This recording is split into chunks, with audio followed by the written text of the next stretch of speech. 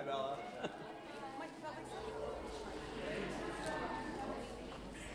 Hello, everybody. Thank you for coming to this second performance of Mary Zimmerman's The Odyssey. I want to just say a few things before the show begins. Shout a few people out, go through some safety concerns. If we have a power outage or a fire, any other catastrophe, please just note that there's an emergency exit down to your left, and we can also exit out through the lobby and go out the way you came, or we'll all meet on the yard if something like that happens, but hopefully not. I also want to say a big thank you to our Spotlight Players Parents Association, otherwise known as the SPPA. You saw them out in the lobby selling our concessions and helping us out there, and they help us backstage, offstage, in between shows. They raise money for scholarships at the end of the year for graduating seniors. They help us purchase new equipment for our sets. We have some new low sights, really fun lights that you'll see throughout the show that they helped us buy as well. So thank you, SBPA, and the president, Mindy Fry, and the treasurer, Mary Ellen McHugh. Thank you very much for all of you. And I don't want to get their self-appointed titles wrong, but I have a few backstage students to shout out. There are many, many students backstage that make the show possible, and if I wish I could shout out all of them, but their names are on your playbill, so please take a moment to look over and congratulate them after the show if you see them. But there are a few people who are instrumental to the show's success, and I want to shout them out real quickly. Our sound sigmas in the booth, Lexi and Ariella, they're running the soundboard and the sound cues. It is a monumental task. They have to make sure that everyone's mic is muted when they're off stage and unmuted when they're on stage, and set the levels and check the frequency. It's a lot of work. So thank you so much, sound sigmas. We also have Isabella and Ella, our amazing lighting commanders, in the booth as well, running the light cues and adjusting fixtures and making sure the lights happen and that everyone can be seen on stage. So thank you, amazing lighting commanders as well.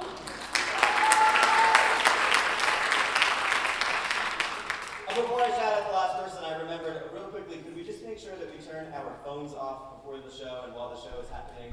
There will be a 15-minute intermission to check your phones out in the lobby or at your seat, but we run our own sound equipment here, and if anyone's ever worked with sound equipment before, you know it is incredibly temperamental. Our many different frequencies for our wireless mic packs don't like to play nicely with other frequencies in the world. There are a lot of frequencies in the air, so just if we could, it would really help us if we turned off our phones and made sure that we not only focus on the show, but also let our sound equipment work. So our final shout out is for Allison Carvalhoza. She's our student stage manager. She's been asked to be called the muse of the stage. She is incredible. She makes the show run. She is calling cues from the booth. It is a very important job, and she makes it look easy. Thank you, Allison, for all that you do. And now, without further ado, please enjoy Mary Zimmerman's The Odyssey.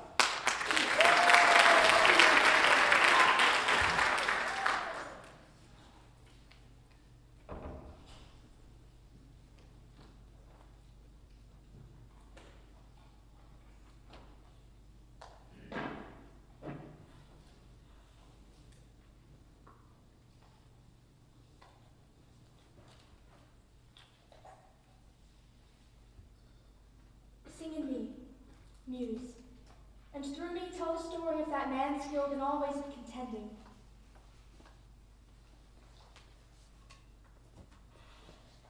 Sing in me, muse, and through me,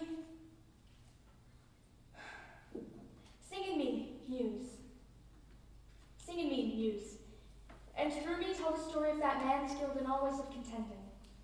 The wanderer, harried for years on end, after he plundered the stronghold on the proud height of Troy. Sing in me, muse, and through me, tell the story of that man skilled in all ways of contending. The wanderer, harried for years on end, after he plundered the stronghold on the proud height of Troy. He saw the talents and learned the minds of many different men, and weathered many bitter nights and days in his deep-hearted sea, while he fought only to save his life, to bring his shipmates home. But not by will, nor valor could he save him.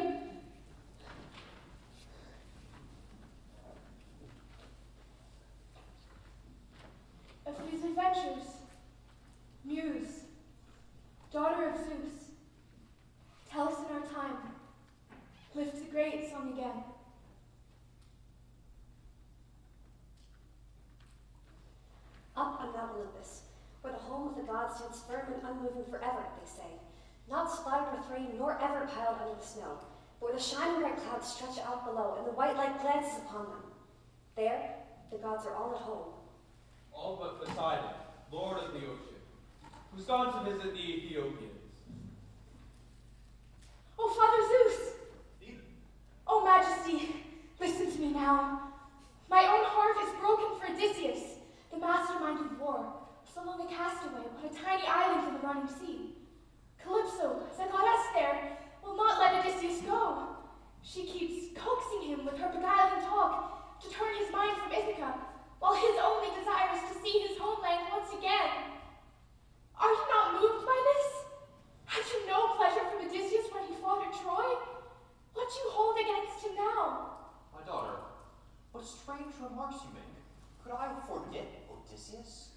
It is only Poseidon who bears the fighter an old grudge, ever since he blinded the Cyclops Poseidon's son.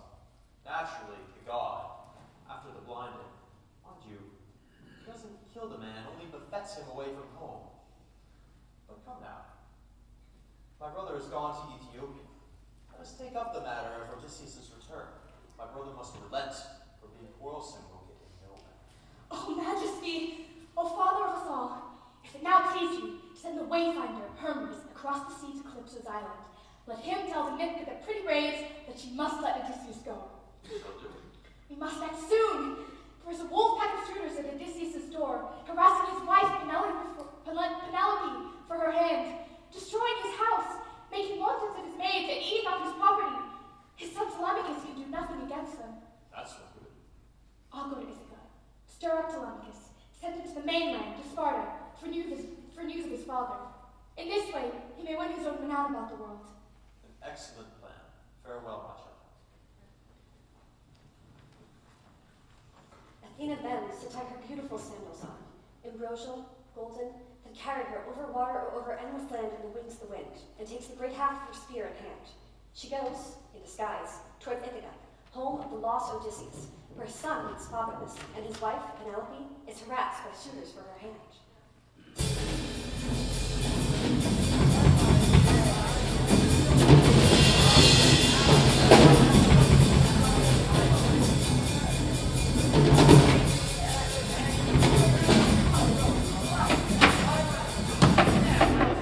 Welcome, stranger.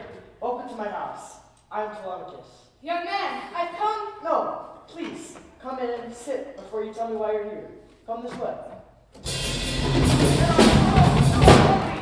I apologize for that. It's a busy life, living off the livestock of another. But where do you come from?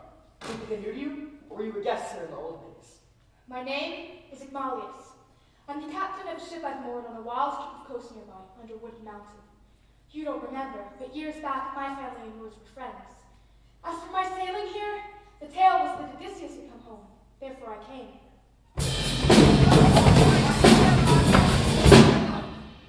I see the gods delay him. Don't say delay, my friend. He's lost. His bones are rotting somewhere now. Wait in the rain on dark earth where they lie, or tumbling in the ground swell of the sea. There's no help in hoping he'll come back. That son is long gone down. But never in this world is Odysseus dead. Sir! Only detained somewhere on the wide sea, upon some island with wild islanders.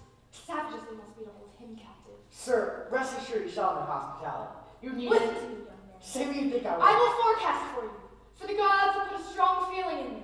You're my guest. Go on, if it gives you pleasure. Odysseus will not now be a long way from Ithaca. Even if he's in chains, he'll scheme a way to come. He can do anything. You're very kind, sir. Ah, yes.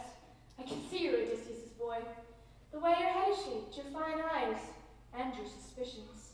Yes, they do say I am Odysseus' son. But I say I wish I had instead some simple happy man for a father, growing old here at his own home.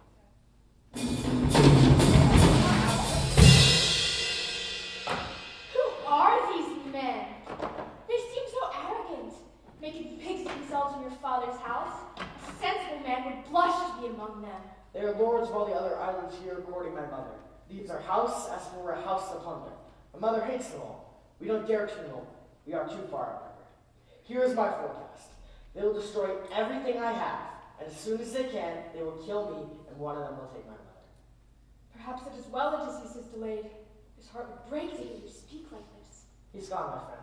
The wilderness have.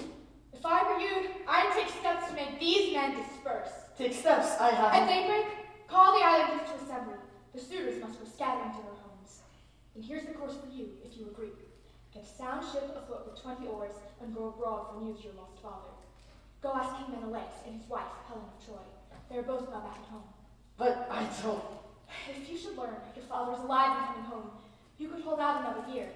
But if you learn that he is dead and gone, come home and raise a mound for him, burn his gear, and give your mother to another man.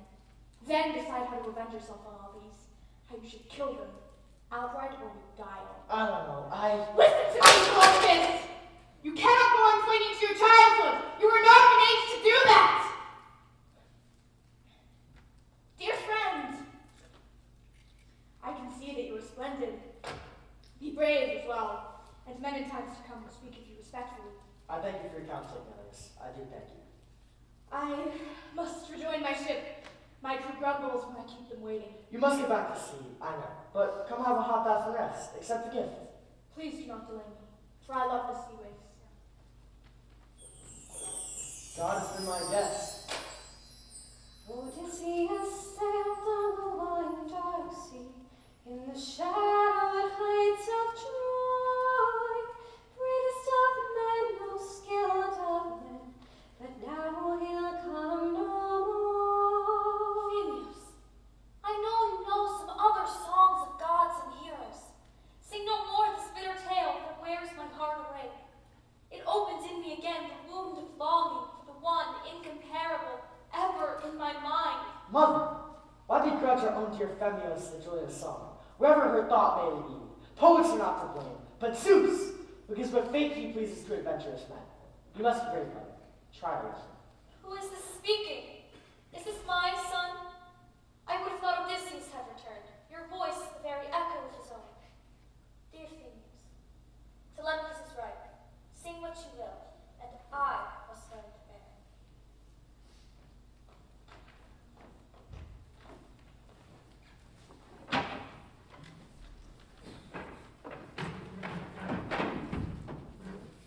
You suitors of my mother, it's time for you to go on home.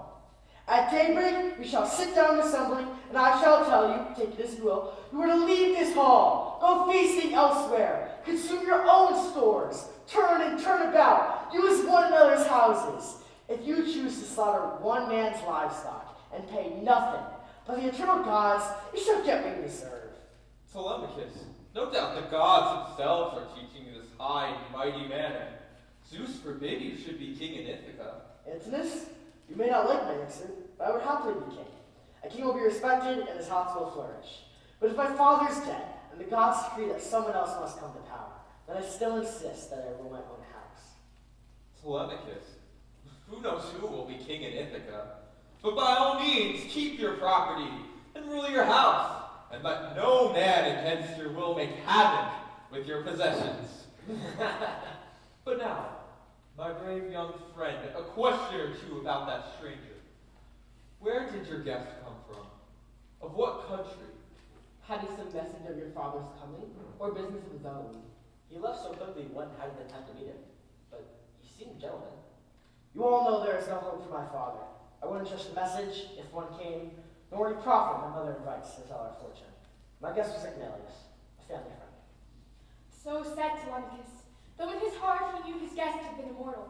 He was lying, and, like his father, he did it well. But now the suitors turned to play again. They stayed till nightfall, then half asleep they left, each for his home.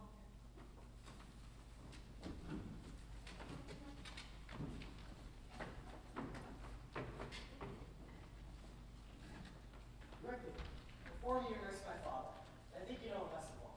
Tell me, do you consider him home? I don't tell fortunes, dear Telemachus. It will happen, or it won't, as the gods decide. But you can be certain, whether he is in this world or the next, that his heart longs for you. Remember when they came to take him to the field of Troy and he pretended he was mad? I know. He pretended he was mad by going out to our fields and sowing them with salt. But then they found you, little baby that you were, and placed you right in the path of his plow. And he turned the plow aside. Yes, he turned the plow aside for your sake, Telemachus. And then they knew he was not mad, and off he had to go. Good night, Miss Reed. Good night.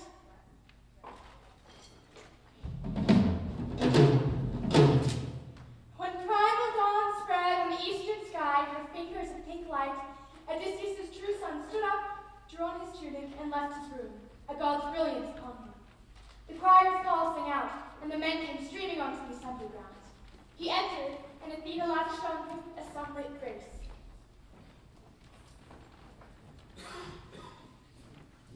Telemachus, tell us why you have called this meeting. Do you have news of our army? Will it return from Troy? I have no news of our troops returning, nor any public business to propose. Only my need and the trouble of my house. My home and all I have are being ruined. Mother wanted no suitors, but like a packed day king, none with no stomach for an introduction to Icarius, her father across the sea. Where is our power to expel them all alone? My house is being plundered, and you stand by. Think of the talk and the islands all around us. Where is your shame? Or did my father, Odysseus, ever do you injury? How can these dogs... What rhetoric, Telemachus! No holding you.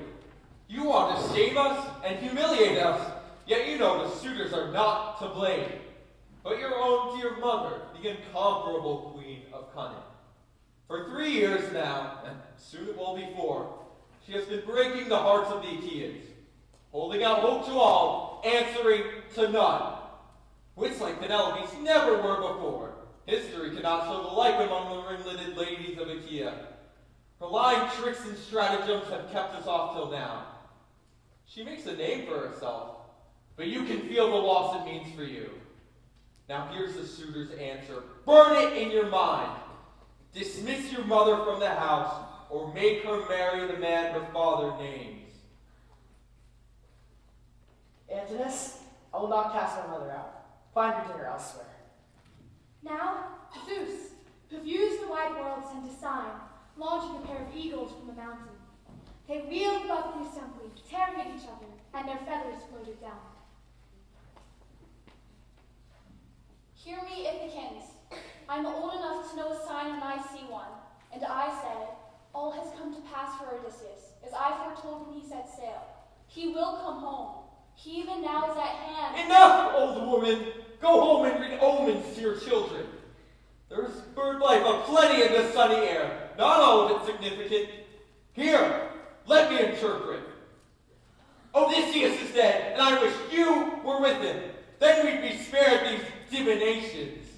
Telemachus, send your mother to her father's house and make her marry the man he names. I'm done, Antinous. I am done. Thank the gods for that. We'll see you soon at home.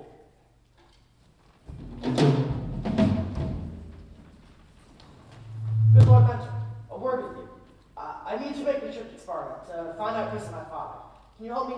Get me a ship to sail tonight in secret? Telemachus, your father and I. Best of friends. I know. Can you do it?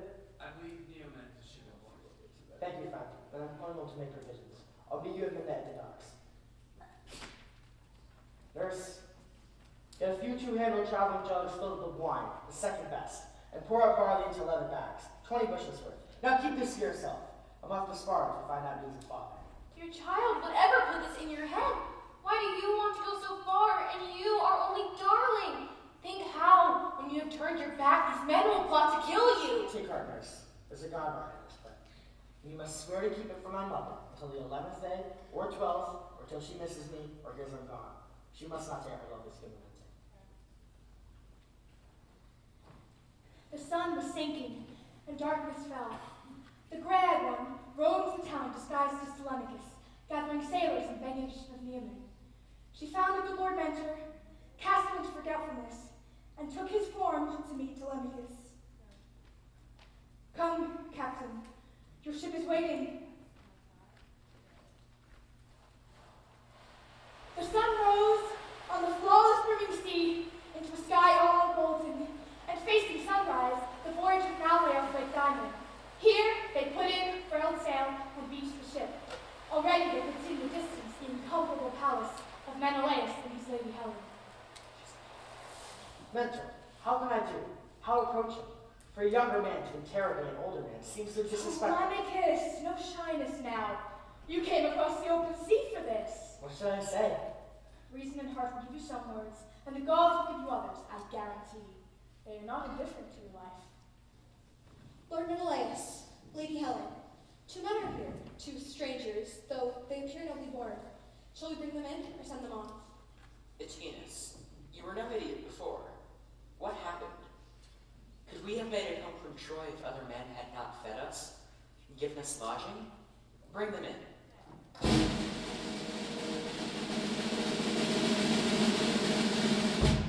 Strangers, you are welcome. Please, follow me.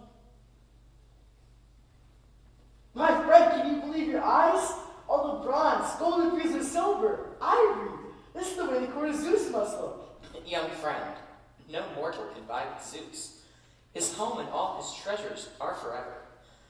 As for men, it's true that few have more than I. My Lord Marshal Menelaus, how fortunate you are. Fortunate. While I was off in Troy gathering all of this, a stranger killed my brother in cold blood, and many of my companions perished at sea. What pleasure, then, can I take in being lord over all these costly things?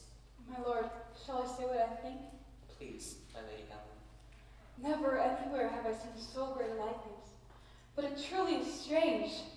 This boy must be the son of Odysseus, Telemachus, the child he left at home, the year that he and host made war on Troy.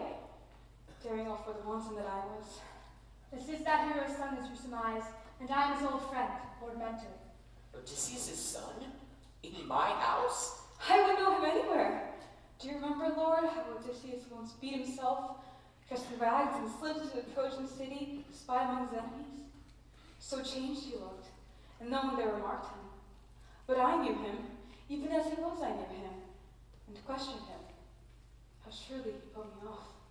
In my life, I have met, in many places, many brilliant men, but never one like Odysseus. My Lord Marshal Menelaus, I came to hear what news you have of my father. Tell me of his death, sir, if perhaps you witnessed it. Spare me no part for kindness' sake. I'll tell you everything I know. It happened in Egypt, on the island called Pharos. Here, the gods held me 20 days becalmed. My men and I were failing. We were stranded. No winds came up.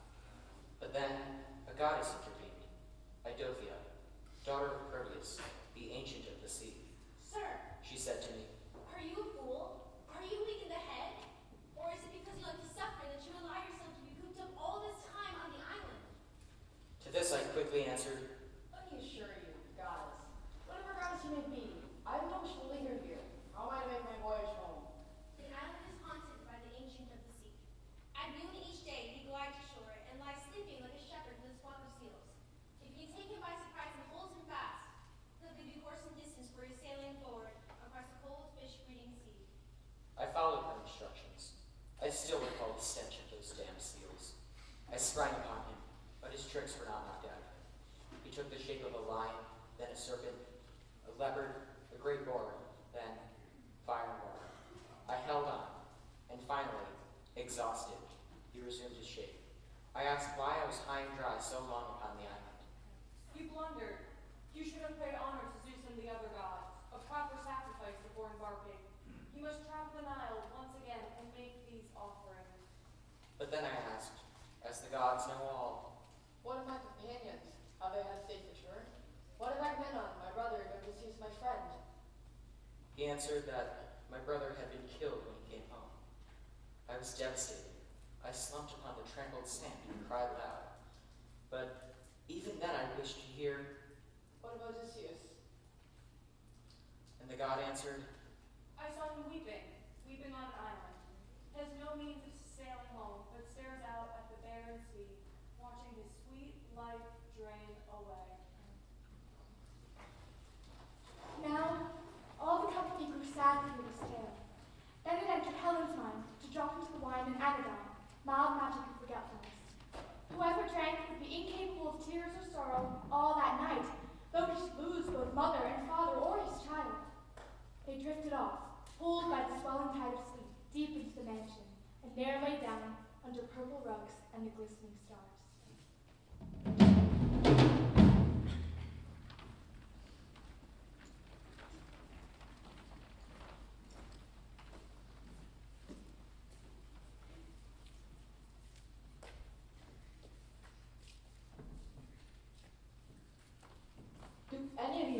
day Telemachus is coming home from Sparta, he took my ship and I need it back for me to cruise the Elis. I have a dozen mares at pasture there. My notion is to take one home and sell it as a pound. I want the truth. He sailed to Sparta? Who joined him? A crew he picked up here in Ithaca or his own service? Did he force his ship from you or did you give it? I gave it to him freely. Who wouldn't when a prince of that house asked for it? His crew was of the best men on the island, aside from yourselves. I saw Mentor go aboard, or I don't know, it might have been some god who looked like him. The strange thing is, I saw Lord Mentor here yesterday at dawn, although they sailed 5 days ago from Sparta. So he had the guts to make the crossing. He finds a crew in spite of us and puts to sea. What will he do next? Just give me a fast ship and 20 men. We'll intercept him in the strait. He'll find his father underneath the sea.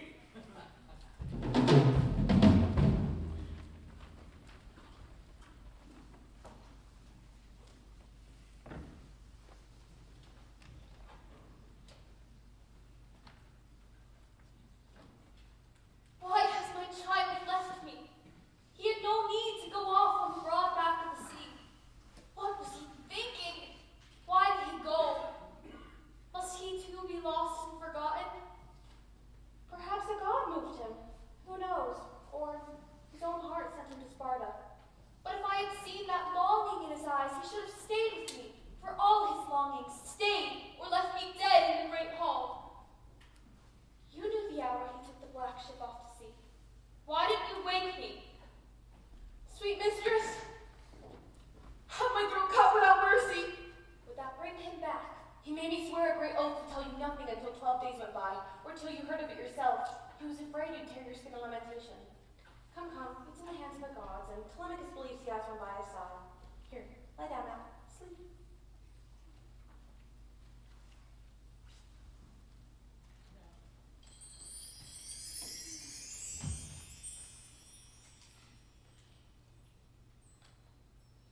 Are you sleeping, sorrowing Penelope? The gods cannot bear to see you cry. Your son will soon return. He's done no wrong. Sister, what brings you here? You live so far away, I never see you anymore. Do you know what has happened? I saw my lord lie lying, carried on a ship, and I have never seen him since. And now my son has sailed away and left me all alone. Lift up your heart. Don't be afraid. Pallas Athena is with your son and loves you. It is she who sent me here to tell you this. If you are truly heaven sent and hear the voices of gods, then tell me please, is my husband alive or dead? Is he ever coming home? Of Odysseus, I may not speak.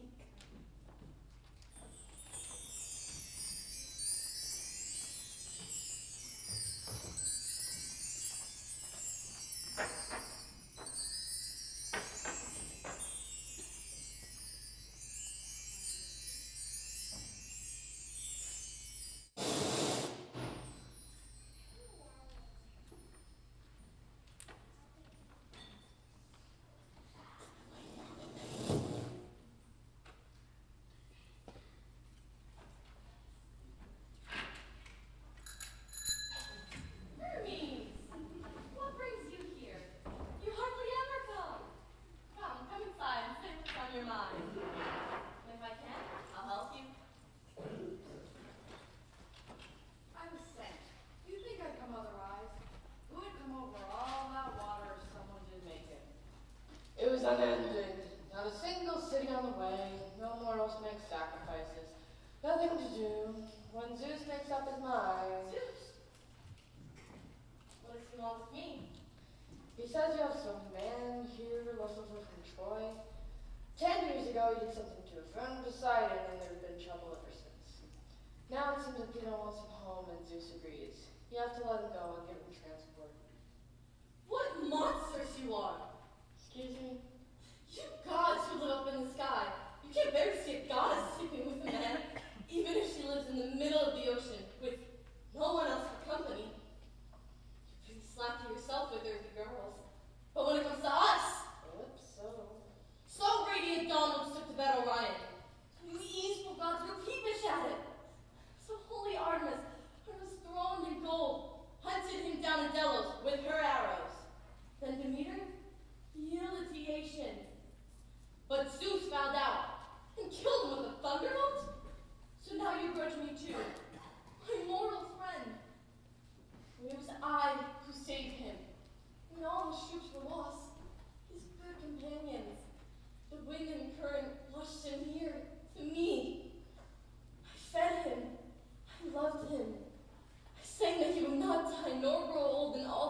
come. Now there's no eluding Zeus's will. He insists. He does insist. But surely I cannot send him. I have no longboard ship, no company to pull him on the broad backs of sea. I live alone. He's to build his own ship, and you're to help. All right. I'll let him go. I'll help him build his ship. Go on, get out of here. Go on, you've given me your message.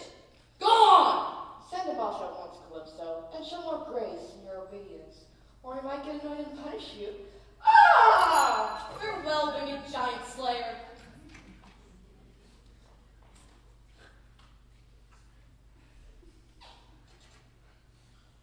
Unhappy friend. Come here. Calypso, please. It's not for that. What is this? I don't want anything from you. But it's just, your unhappiness has just ended. Going home. Don't tease me, sweet Calypso. You're going home. No need to grieve. No need to feel your life consumed here. I have pondered it, and I shall help you go. Come and cut down high timber and build a raft so you can ride around the noisy sea. Come, I'll help you. After all these years, a helping hand? Oh, goddess, what guile is hidden here? A raft, you say, to cross the western ocean? A rough water unknown?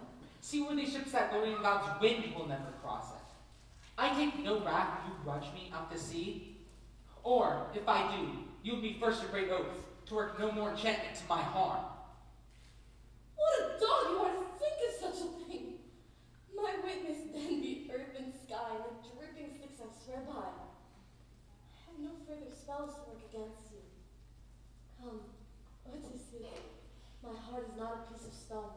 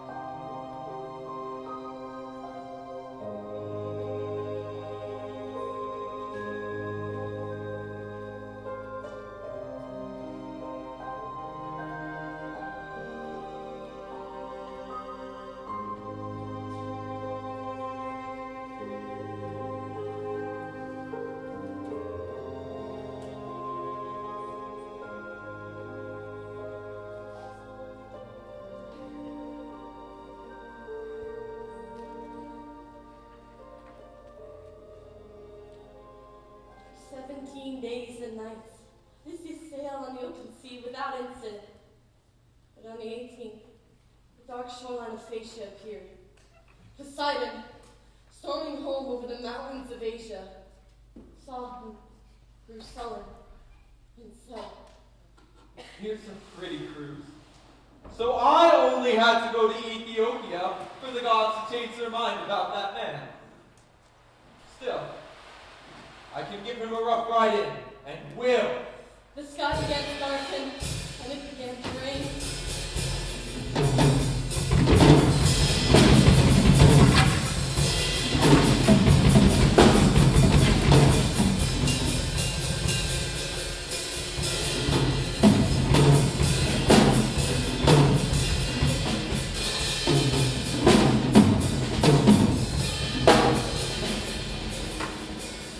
Always in trouble. All over the sea, wherever you go, Odysseus.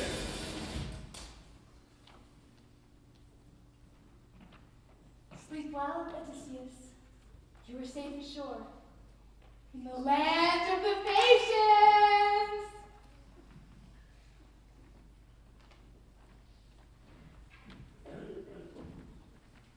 So the long-suffering great Odysseus keeps exhausted in this place, while Athena makes her way to the city of Phaeacians. In days gone by, these people lived in Pantheria, next to the Cyclopes. But the Cyclopes are too overbearing, being greater in strength than most, and the Phaeacians were forced to move here to Scheria, then now ruled by King Alcinous.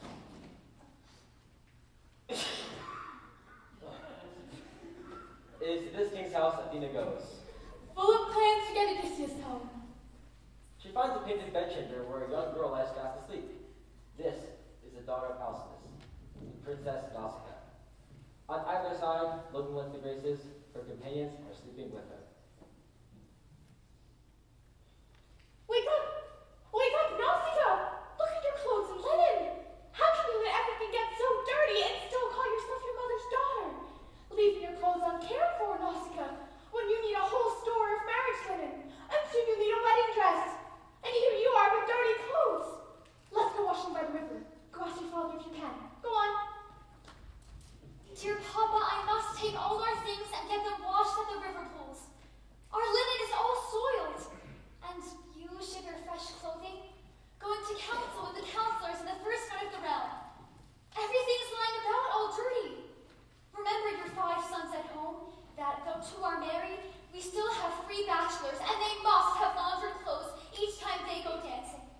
See what I must think of. I must go down to the water. Enough, my dear child. I am servant to your desires. Go along and grab your wagon with the pretty wheels. Go on, but be careful. I will. Down by our lower shores where Nausicaa is going, there are running pools of water that no dirt can withstand.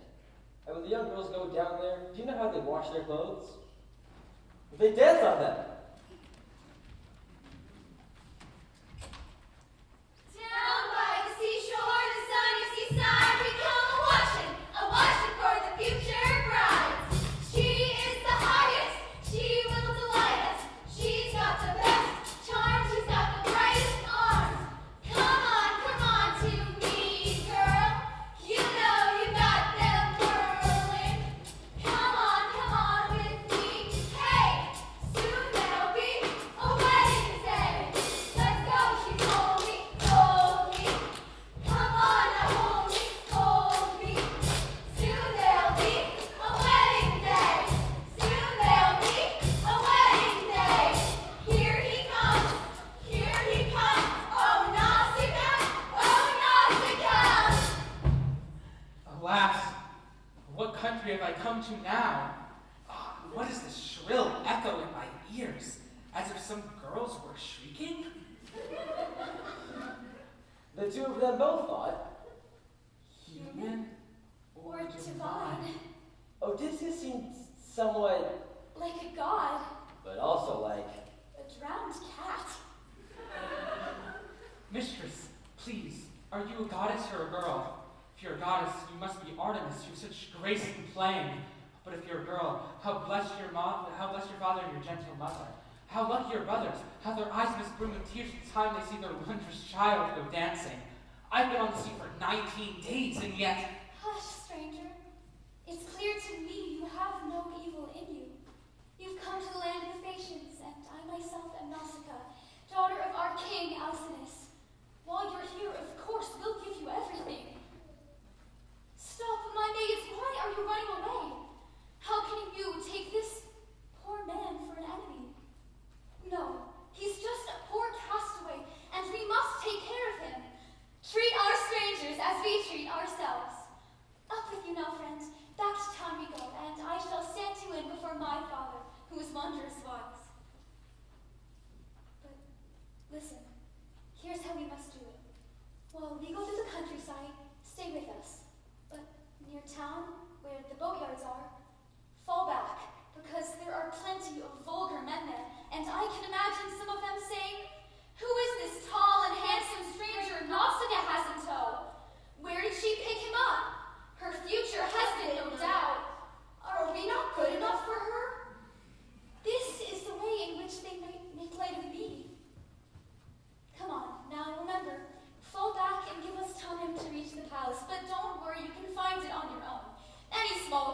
to show you the way.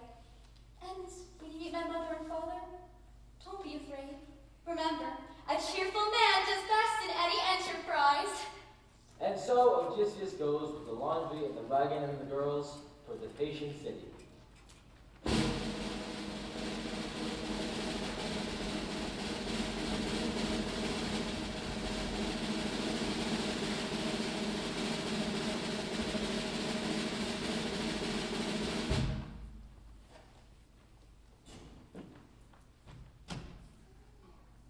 Great queen, here's a man bruised by adversity, thrown upon your mercy, and the king, your husband, is begging indulgence of this company. Grant me passage to my fatherland. Come, my good friend. My friends, my lords and ladies of Phaeacia, hear now all that my heart would have me say. Our guest and new friend, nameless to me still, has come to our house after long wandering. He appeals to us for conveyance home. As is our custom, therefore, let us grant it, and quickly, no matter how far his land may be. What do you say? Who agrees?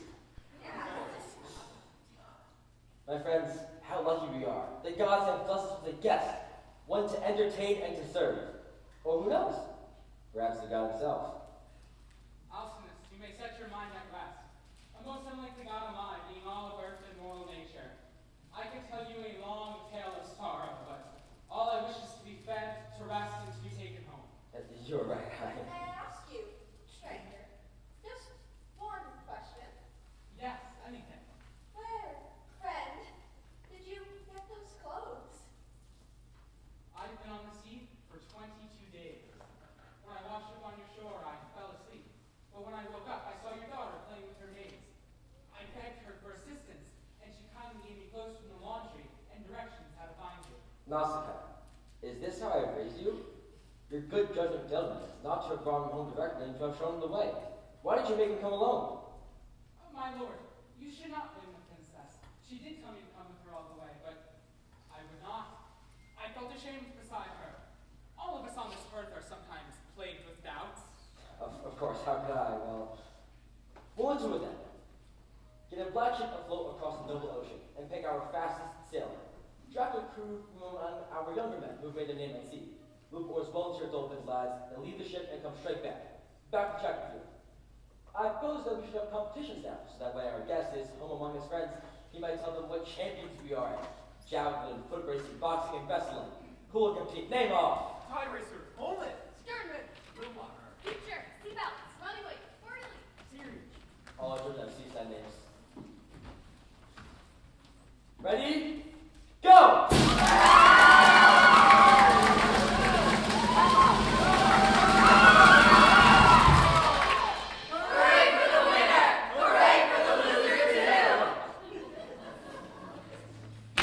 Friends, we should ask the stranger if he competes in something. He's no cripple, nor is he old, though he may have gone stale under the rough times he had. You're right. Go up to an ass. Excellency, come join the competition. If you are practiced, as you seem to be, while a man lives, here is no greater reward than the racing and skill that hands may bring him. Laodimus, why do you challenge me? I've more on my mind than track and field. I've been on the sea for 32 days. I'll watch, but I won't compete.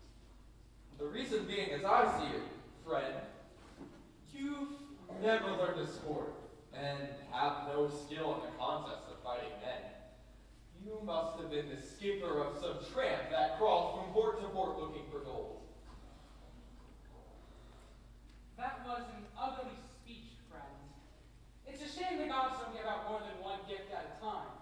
You, for instance, are good looking, but your head is full of seashells.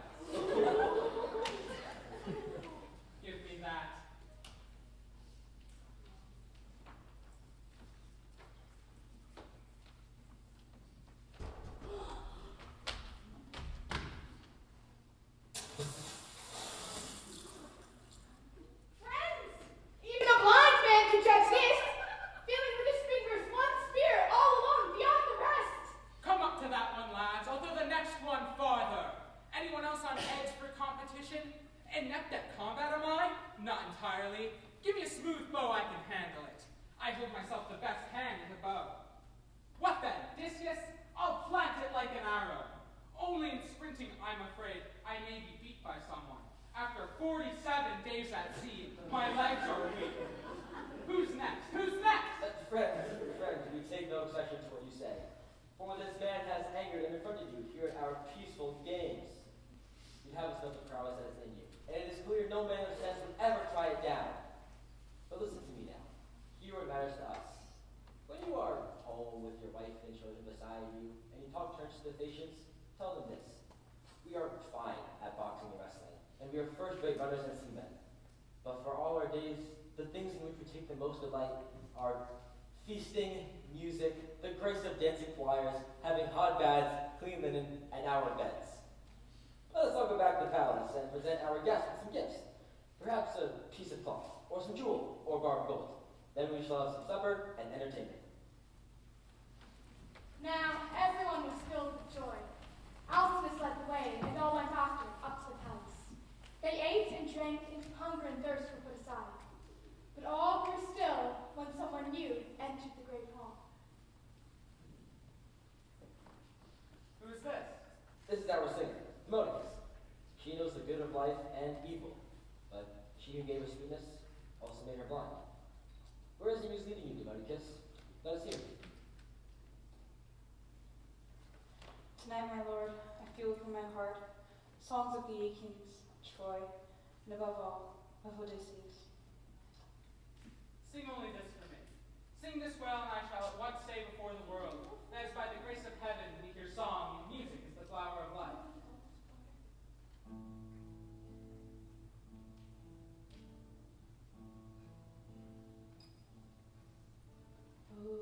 Odysseus sailed in his black ship to the land of the Trojans. He hid himself in a great horse, and he conquered all the Trojans.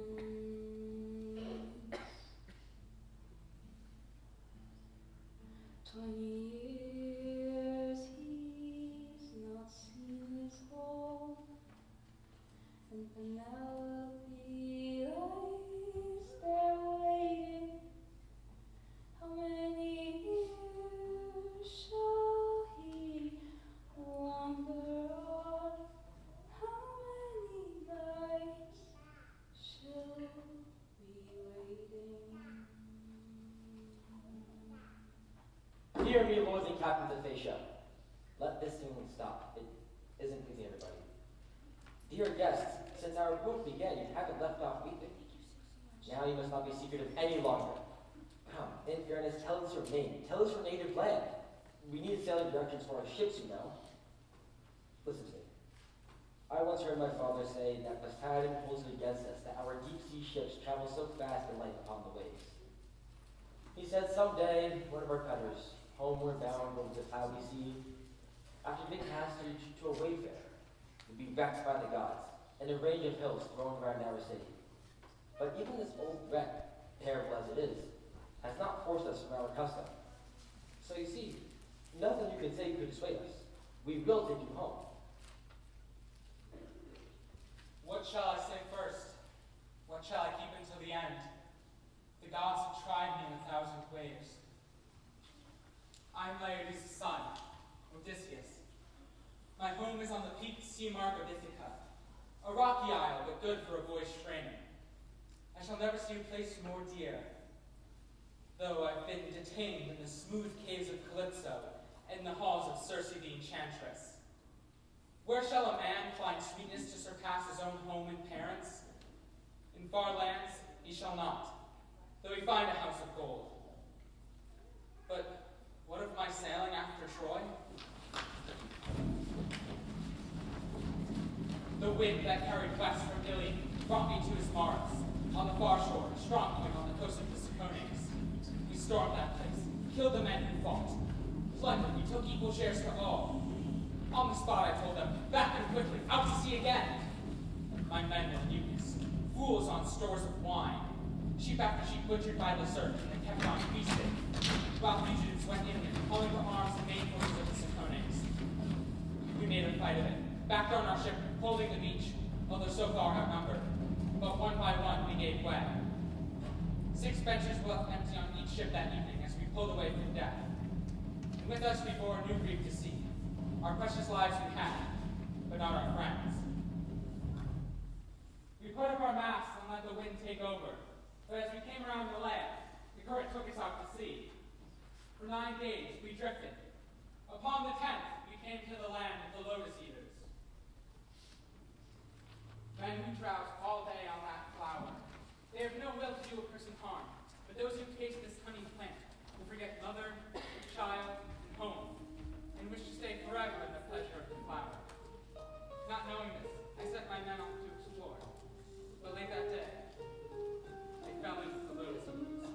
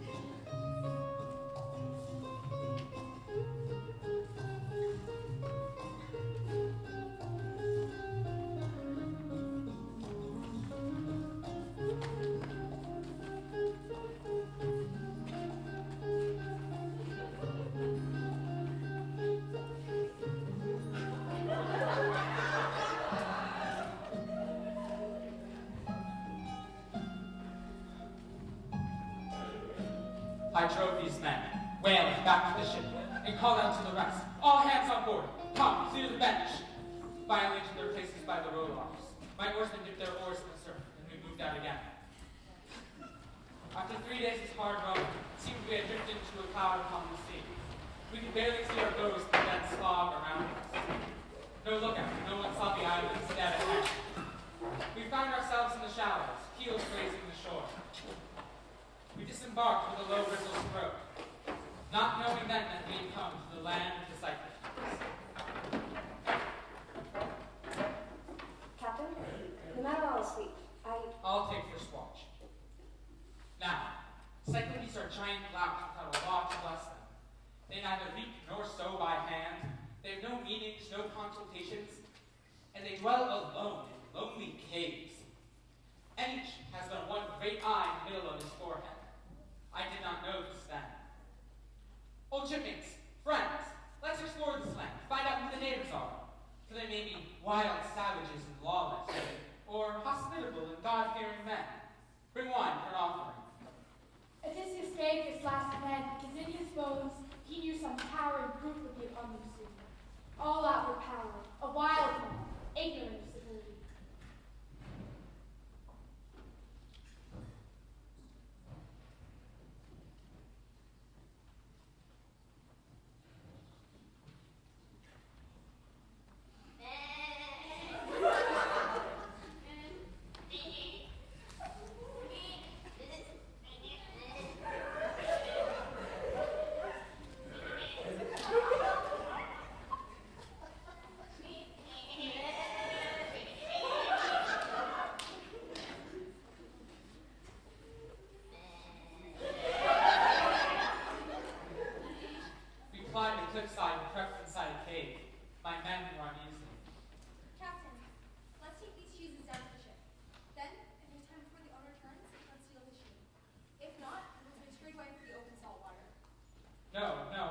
meet the owner of this cave. It's clear he's a shepherd out tending his flocks. I have hopes, men, that we may plant some friendly gifts for him. Then the gods will bless us, and... Men? Strangers, who are you? What are you doing in my home? Are you rogues who cast your lives like dice and ravage other folk by sea? We are Achaeans, homeward bound from Troy. Sir, do not harm us. Zeus will avenge the unoffending guest. Little man, you must come from the other end of nowhere telling me to mind the gods. We Cyclopes are stronger than the gods. Who cares for them? Tell me now, where is it that you've moored your ship? Around the point or down the shore, I wonder? My ship, beside and broken up on the rocks at your land's end. We are survivors, these good men and I. Come here, why don't you, so I might take a closer look. No, stay back!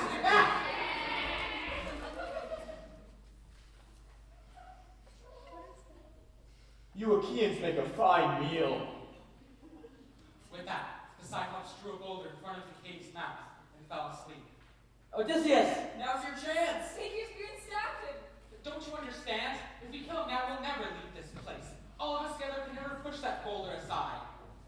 All that night, he prayed to Athena to grant him some idea. In the morning, the Cyclops stirred and grabbed 2 more men for breakfast. Men, take this olive branch, shave it down, carve off a 6-foot section, make a stake with a pointed end. All day long, they held the stake in the fire's heart and turned it, toughening it, then hid it well back in the cavern, under one of the dung piles in profusion there. At evening came the shepherd with his woolly flock.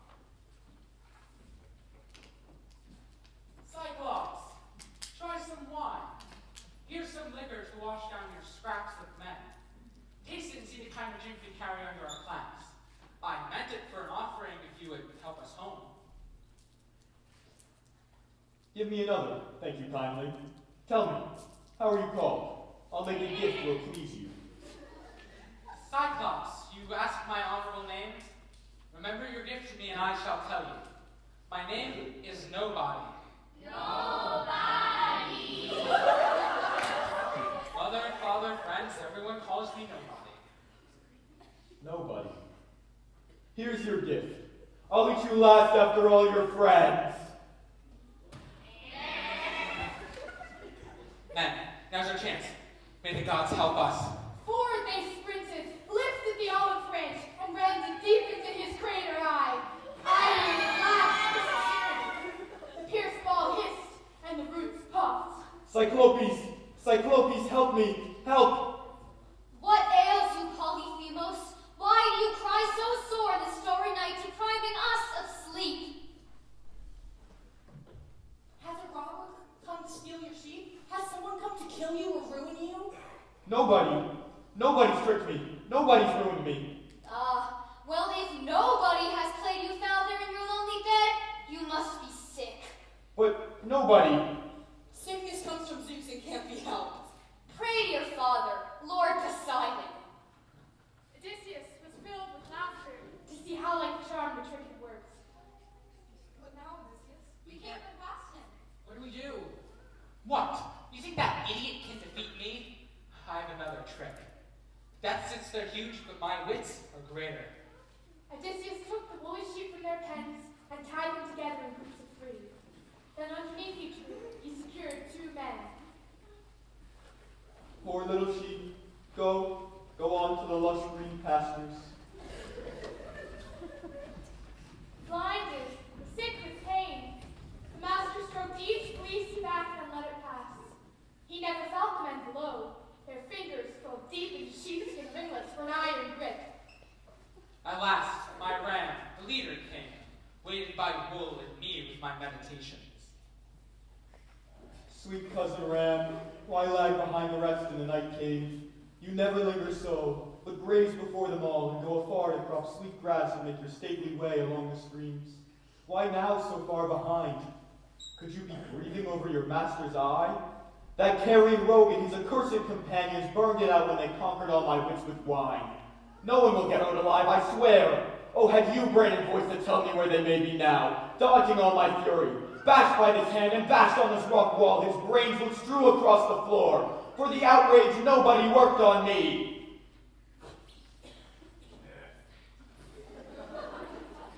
We took the Cyclops' precious sheep and ran down to the shore. We loaded up the ships and set to sail. I shouted to my adversary, "Oh, Cyclops, would you feast on my companions?" Nobody? Puny am I in a caveman's hands. Nobody? Nobody! Captain, Why do you please again? Let him be. how do you like what we've done to you? You damned cannibal. You're giving him daring with your shouting. Not your heads and zippers together. But in my glowing spirit, I would not heed them. Instead, I let my anger flare and yelled, "Cyclops! If ever mortal man inquire how you were put to shame and blinded, tell him Odysseus, raider of cities, took your eye. Laertes the sun, who lives on Ithaca." Odysseus. It was foretold to me that I would lose my great eye at Odysseus' hands. I had in mind some giant on the giant horse, but you, small, pitiful, twiggy. Odysseus, come back. I'll treat you well. I'll pray to Poseidon to treat you well. He's my father. He may heal me of this wound. If I could take your life, I would, and take all your time and hurl you down to hell. Poseidon could not heal you then. Father, Lord Poseidon, grant that Odysseus never see his home. Should destiny intend he see his roof again, far should be the day and dark the years between. Let him lose all companions at sea and return under strange sails of bitter days at home. In these words he prayed, And the god heard him. That is why I have not seen my home, my wife, my son, in all these years. Because I took this monster's only eye, and then I said my name. After a hard day's rowing, we made our next landfall on the floating island of Aeolia, domain of Aeolus Hippomenes, king of the winds, both mild and violent. Now, I must tell you, this king has 12 children, 6 daughters and 6 lusty sons, and he gave girls to boys to be their gentle brides. Here we put in while Aeolus played host to us. He kept me 1 full month to hear the tale of Troy. When it was time for us to leave, I asked for his help. Odysseus, in exchange for all your tale of Troy, will stint at nothing. We'll give you provisions and here. Here are all of our boisterous stormmen sewn up in a bag. Wedging under your afterdeck, secure it with burnished wires to prevent the slightest leakage. We shall have fair passage home. Then, we called a breeze from the west to send us on our way. For 9 days we sailed without incident. On the 10th, Ithaca, our home, came into sight. Men, I find I'm weary to the bone. Bring the ship on home. Sleep well, Odysseus. Yes, Odysseus. Don't worry, Odysseus. What do you suppose in the bag? Treasures. Gold, and silver. It never fails. We spoke to it everywhere. Yell to the captain, have some Venus. What shall get us right? Nothing. Nothing. I got this.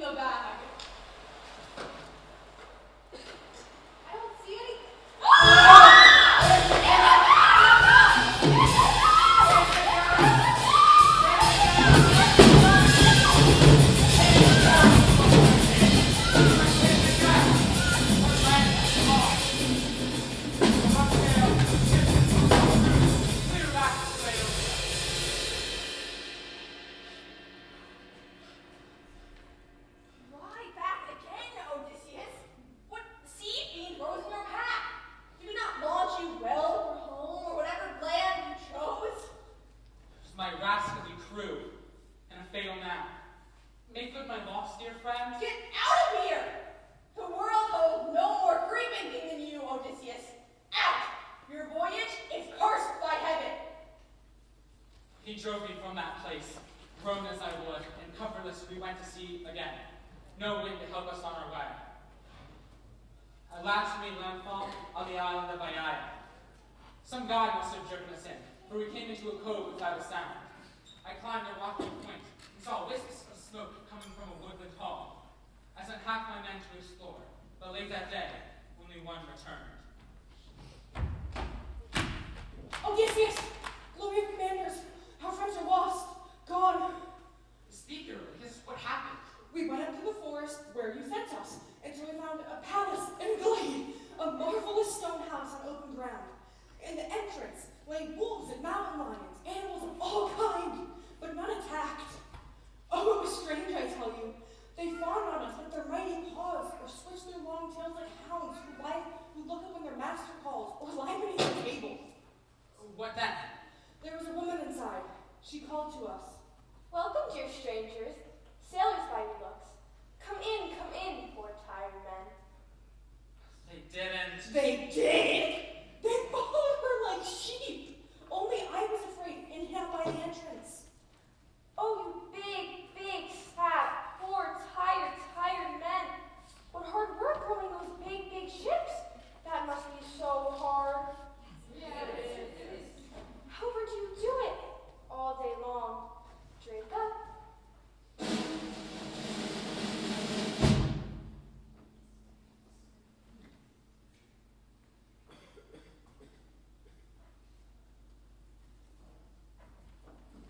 you. You are the essence of hospitality.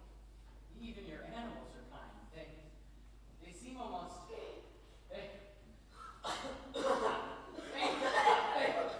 They seem.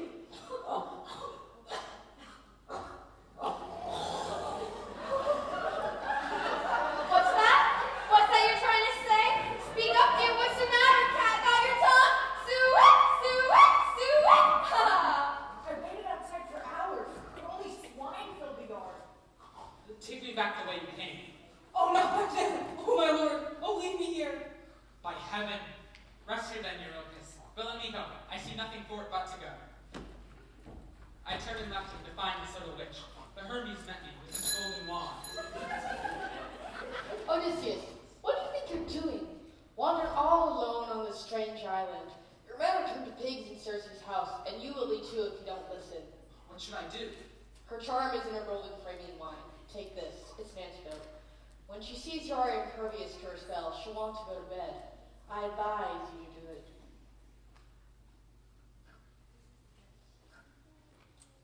Through the island streams, I sought out Circe. My heart, I was excited, beating hard. Welcome, dear stranger. Welcome to my home. Come in. Don't mind the swine. I thank you. May I offer you some golden Arabian wine? Thank you kindly. Drink up. I will. Down in the sky, snore among the rest! I said, down in the sky and snore among the rest! Release my men this instant from your charms, or I will cut this fair throat of yours. How did you resist my spell? You can't be mortal. Zeus would not approve of one god behaving this way to another. I assure you, lady, I am mortal as my friends, or as they will be when you release them. Odysseus? I was told that one day you'd come visit me. Hermes said your black ship would bring you here. Put up your sword. Put your weapon in its sheath. Oh, great contender, we two shall mingle and make love upon our bed, so that in love and sleep we learn to trust. Oh, Circe, would you make me soft and doting now, when in this house you have my men turned to swine? I shall mount no bed of love with you upon it. Or, if I do, you'll be first an oath to release my men, and to work no more enchantment to our harm. Swear.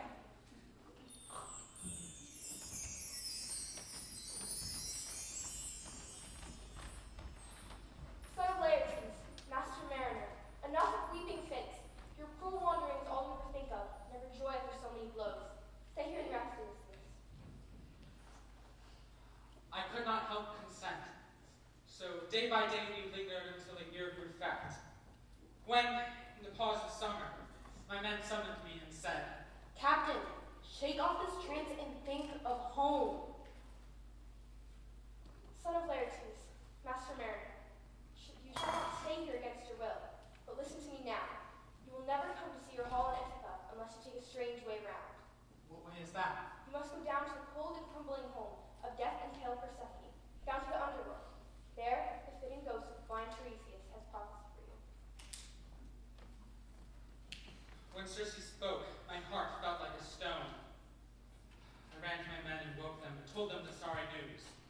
But we would not take all of our men unharmed, even from Circe's mild island.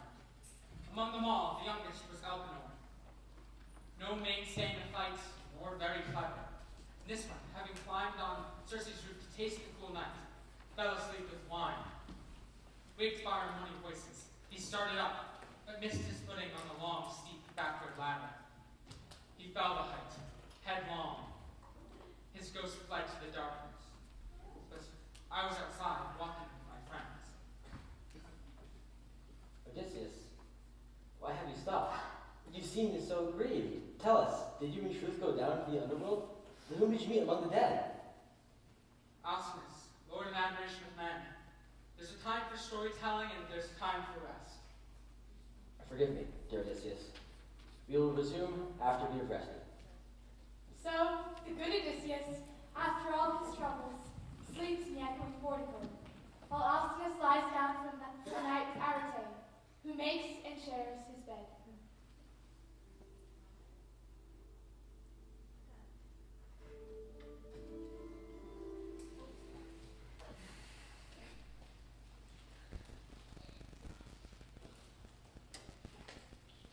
King Alcinous, Lord in admiration of men, you have promised me safe passage home, and if indeed listening is still your pleasure, I must not grudge my part. I will go on.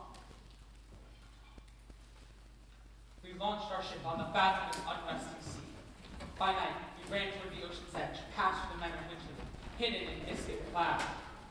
There, we made the land, and went along the river of ocean to the spot foretold by Circe. There, I dug a pit and poured in the blood of a black lamb. The spirits all came swarming up to take a drink, their eager faces flickering in the darkness. The last to die was the first to greet me, and that's how I, a living man, went into the underworld. I slept on Circe's roof, and could not see the long, steep backward ladder coming down, and fell that height. My neck bone buckled under, snapped, and my spirit found its well dark. Now, hear the grace I pray for. In the name of those back in the world, not here, your wife and father, he who gave you bread in childhood, and your own child, your only son, Telemachus, long ago left at home. When you make sail, you will moor a ship, I know, on Circe's island. There, my lord, remember me, I pray. Do not abandon me, unwept, unburied, left to tempt the gods' wrath while I make sail. But fire my corpse, and all the gear I have, and build a tomb for me above the breakers. An unknown sailor's mark for men to come. Heap up the mound there, and plant upon it the ore I pulled in life with my companions. Now, when I saw him there, I knew we had left him unwept, unburied. I cried for pity and called out to him, but his faint, unhappy image left me, as another rose to take its place. This was Tiresias, whom Circe foretold would give me prophecy. Great captain, a fair wind and the honey lights of home are whom you seek, but anguish lies ahead. You will make landfall on Bernicia, the island of Helios the sun. There you'll find these gentle grazing curves. But hear this, if your crewmates lay a hand on them, I see destruction for them all. You will survive, but alone and lost for years. Now, when you are home, take an oar upon your shoulder and walk so far inland, you'll find men who have never seen the sea, nor known its tides or waves, nor seen seagulls and ships that glory in the wind. One day, a passerby will ask about the oar, saying, "What is that upon your shoulder? A winnowing fan?" At that moment, stop and plant your oar into the ground. Then, make a sacrifice to Lord Poseidon. Do this, and a seaborne death, soft as this hand of mist, will come to you when you're wearied out with rich old age. Your countryfolk in blessed peace around you, and all will be just as I foretell. When he had prophesied, Tiresias' shape retired lordly to the halls of death. But then I saw a figure crouching in the gloom, and when she turned, I saw it was my mother. Odysseus? Mother, is that you? Are you alone, or is father here as well? Or Penelope, is she here too, or is she still at home? Still with your child she is, her heart still in your palace hall. Forlorn her nights and days go by, her life used up in weeping. But no man takes your own place. So I too pined away, so death befell me. Not that illness overtook me. No true illness, only my loneliness. For you, Odysseus, for your kind heart and counsel, gentle Odysseus took my life away. I rose and tried 3 times to embrace her, but she went sifting through my arms, impalpable as shadows are, and wavering like a dream. Oh, my mother, will you not stay, be still here in my arms? Can we not, even in this place of death, hold each other in touch with love? Go. Now, my child. You must be craving something. Son of Laertes, I have pressed you to go on, but this... Alcinous. Perhaps some things should not be told. Alcinous, you have pressed me to go on, and now I must. Let me conclude my tale. My crew and I returned to Aiaia, Circe's island. I sent my shipmate to bring Elpenor's body from the house of Circe, and gave him the rites of burial as he asked me in the underworld. So, son of Laertes, you went down alive to the house of death? Most men are satisfied to die just once, but you will do so twice. Come along, listen to what I said. Square in your ship's path are sirens, singing to bewitch men cruising by. Woe to the infant who hears that sound. He will never see his home nor a lady again. The sirens will lure his mind away. Bones of dead men are rotting in a pile beside him. Might I not contrive a way to hear the song and yet escape the danger? Plug your oarsmen's ears with beeswax and have them bind to the mast. Shout as you will to be untied. Your crew must only twist more line around you to the singer's voices fade. What then? One of 2 courses you must take, and you yourself must sway them. You will pass between Scylla and Charybdis. Scylla is a monster with 12 arms and 6 heads. She takes from every ship that passes her 1 man for each mouth. Yet, if you steer wide of her, you'll meet the whirlpool, Charybdis. She can take your whole ship down. Only instruct me, goddess, how I may pass Charybdis or fight off Scylla when she tries to raid my crew. There is no fighting her. Give in to her. Better to mourn 6 men than lose your entire ship. Oh, goddess! Enough! Now tell me, what did you learn from the blind Tiresias? What did he forecast? Strange thing. He said if ever I reach home, I must, when I am old, take an oar and walk so far inland, I find a place where men have never seen the sea, and at that spot plant the oar if I wish a peaceful death. Heed him, Odysseus, and all will be as he foretold. Farewell, son of Laertes. Remember me. I made for the ship and roused the men. They scrambled to their places by the rowlocks, and we set to sail. But then the wind fell, and a calm came over the sea. Plug up your ears and tie me down. The sirens have begun.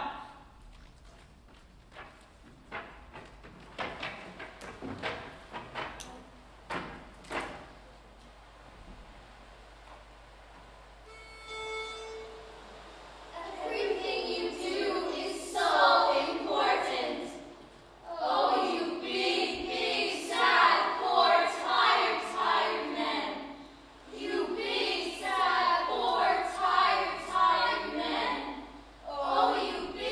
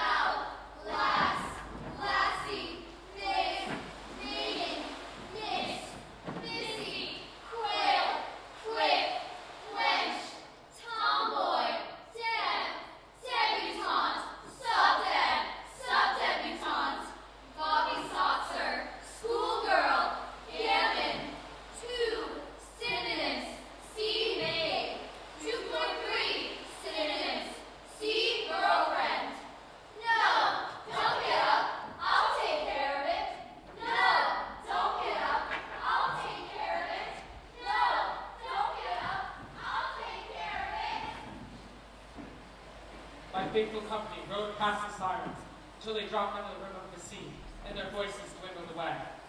My crew rested on their oars, peeled off the wax and dry lay thick on their ears, then set me free. But scarcely had that island faded in blue air, when I saw smoking white water, with the sound of waves and tumult, a sound the men heard, and it terrified them. I knew we were now upon the strait between the terrible whirlpool of Charybdis and the sea monster Scylla. What now, Captain? What did Circe tell you? What lies ahead? Heads up, lads. We must obey the orders as I give them. Get the oar shafts in your hands and lay back hard on your benches. Hit these breaking seas. Drive far away from the whirlpool. Head toward the cliff on the other side. Is that what Circe said to do? Is that all she said? Yes, yes, my friends, that's all she said. I told them nothing as they could do nothing. They would have dropped their oars in panic to roll for cover under the decking, and we all would have been lost. Row hard, men, toward the cliff!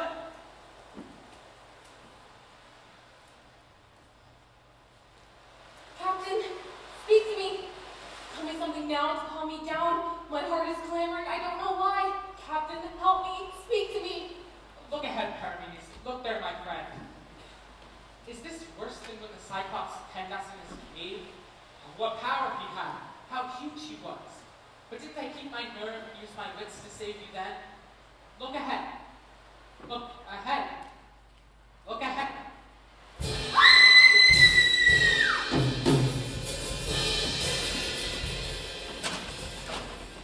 Six men were borne aloft in spasms toward the cliff.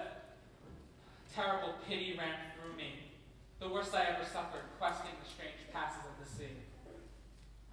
On we went in despair, the crew exhausted at their oars, but soon we came near the coast of the noble island of Helios, where grazed those cattle with wide brows and bounteous flocks.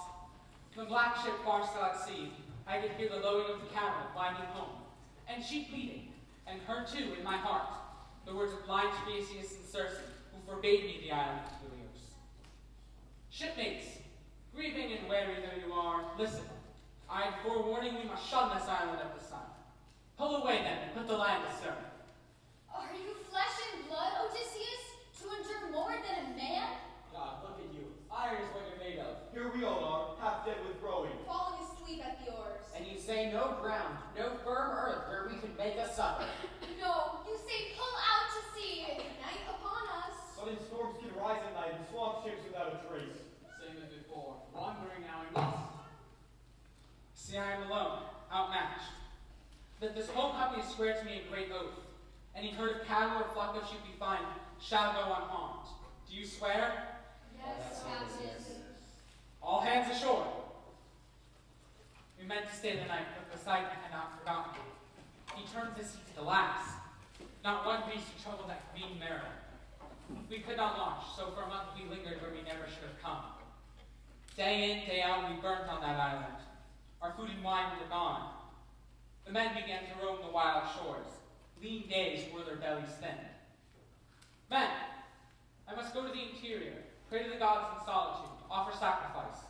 Remember your oath to me. Yes, Captain.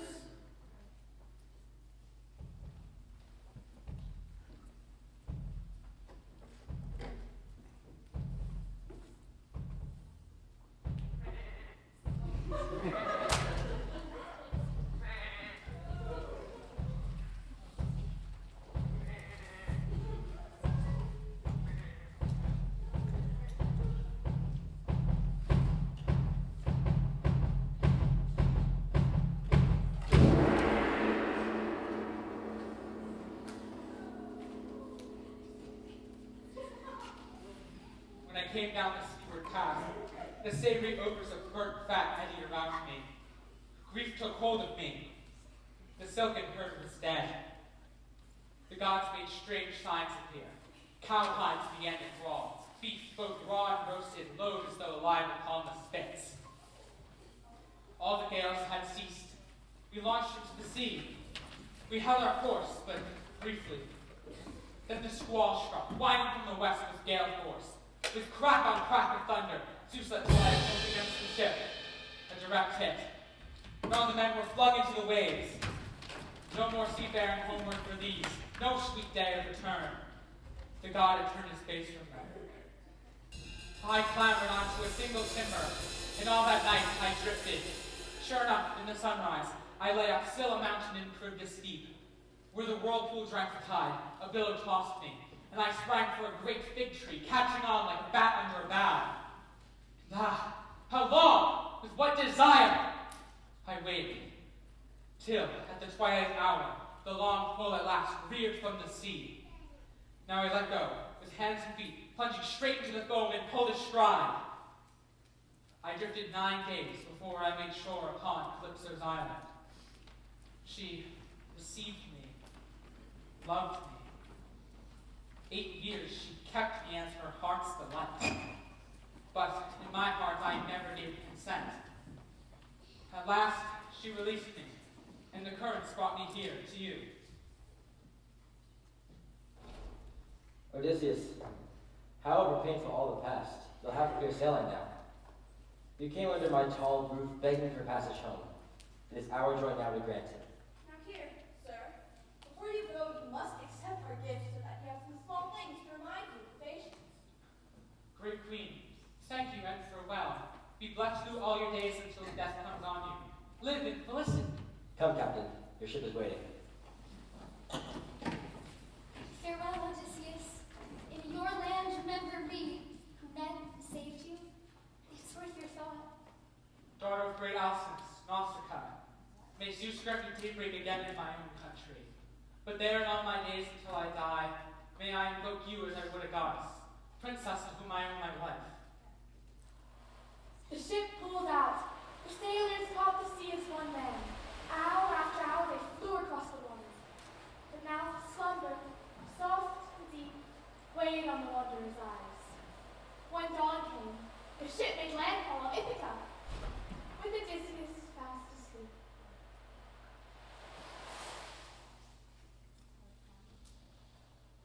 Father of the gods, will the bright immortals ever pay me respect again if mortals do not? I warned those Phaeacians long ago not to take passengers on their black ships across the sea. But now, they have shipped Odysseus homeward and placed him on Ithaca, asleep with gifts of gold and bronze. Little brother, why must you grumble so? The immortal gods pay you no less esteem for this. If some mortal captain, overcome by pride of strength, cuts or defies you, are you not always free to take reprisal? Act as your wrath requires you, and as you will. And I will wreck this ship within their sight. Turn her into stone, and I've been shaped like a ship off the coast of those Phaeacians. Let them gape at that for generations. Little brother. Papa, I see your ship.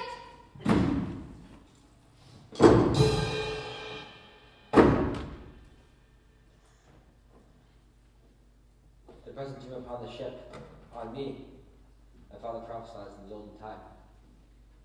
My friends, we must give our custom of taking in our ships from Unscaria, poor castaways, and pray to the Lord Poseidon for this passage to the sea.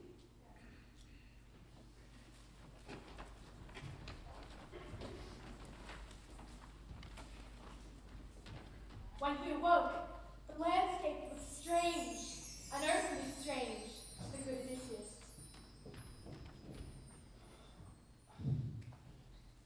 No. My lords and captains of Phaeacia were not those decent men they seemed. But God, they swore they'd take me home to Ithaca, and did not. What is this outlandish place? Have they robbed me of my gifts as well? My child, advise me. Where am I? What is this place?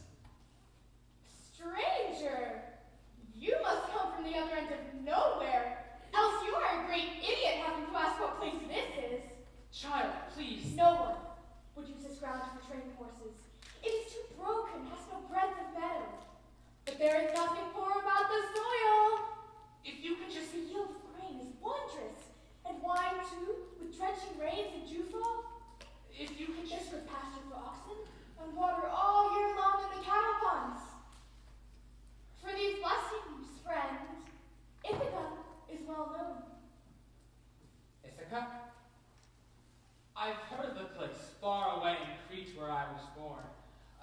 is my fortune I brought with me. I left an equal part to my sons when I shipped out. You see, I killed Orsilicus, the courier, son of Ida. You chameleon, you bottomless bag of tricks. Here, in your own country, you cannot give up your dissembling for one instant. In Crete, No more of this. Haven't you guessed that I am Pallas Athena, daughter of Zeus? I am always with you in times of trial? Once you were fond of me. I'm sure of that, years ago in Troy. But since then, I never saw you at my side. You made that speech to mock me. Am I in truth on Ithaca? Here, I shall make you see the shape of Ithaca. I not thought to ever see you again. Odysseus, not everything here is right. There's a crowd of brazen men playing master in your house, courting your lovely wife. And she? Forever grieving for you. She has allowed her suitors hope that your true thoughts are fixed on you. I would have bled to death in my own hall like Agamemnon had you not told me this. Stay by my side. I shall never leave it. You'll go forward under my arm when the time comes, and I foresee your vast floor stained with blood. Now, for a while, I shall transform you. Not a soul will know you. This clear skin of your arms and legs all shriveled, your chestnut hair all gone, your body dressed in rags, and the two eyes that were so brilliant, dirty, contemptible you shall seem to everyone. For now, we'll hide your treasure. Seek out your old swineherd first. Stay with him and question him. But farewell, Odysseus!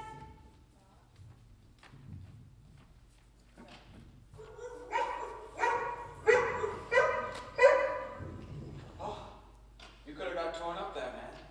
As though I had not enough burdens given to me by the gods. what trouble have the gods given you? Take it, my master, true king that he was. Hang on here, mourning him still, raising pigs at his defeat to strangers. You must come to the cabin, have something to eat, bring some wine, and tell me where you're from and the hard times you have seen. May Zeus and all the gods give you your heart's desire for taking me in so kindly, friend. Ah, tush, friend. All wanderers and beggars come from Zeus. We can spare a slight but well-necked. All we dare. As I told you, long ago the gods, hindered by my lord's return, he had a fondness for me, would have pensioned me with acres of my own. But the man's gone now. He took ship and set sail for the wild host country of Troy to fight the Trojans. Perhaps I've seen him. I've roamed about the world for so long. I will know his wife, his son, or I will but stock news brought back by a beggar. Whenever a wanderer comes ashore, you must tell my mistress his pretty tale. No, wild dogs and carrion birds laid bare his ribs on land. Boys and quick fishes who licked him clean in the deep sea. Odysseus, I mean. He was a warrior. His heart was mine. That is how it was. Friend, let me not merely talk as others talk, but swear to it. Your lord is at hand, and he will be avenged on any who dishonor his wife and son. I swear. Ah, there's another to be concerned about. Odysseus' son, Telemachus. Oh? Someone, god or man, angered him, made him rash. So he set sail to Sparta to hear news of his father. Sailed away for news of his father? Yes. All the way to Sparta? Yes, poor boy. But still, he's very brave. Let us talk about other things. No more imaginings. It makes me heavy-hearted. Now I must ask you, who are you and how did you come here to Ithaca? Surely you didn't walk across the sea. To this, the master of improvisation answered you, O my swineherd, how he was born illegitimately. In Crete. How he accidentally killed a man. Before he was kidnapped by pirates. And brought to Thesprotia. Where? In the king's house, I heard news of Odysseus, who was lately a guest there, passing by on his way home. The king said.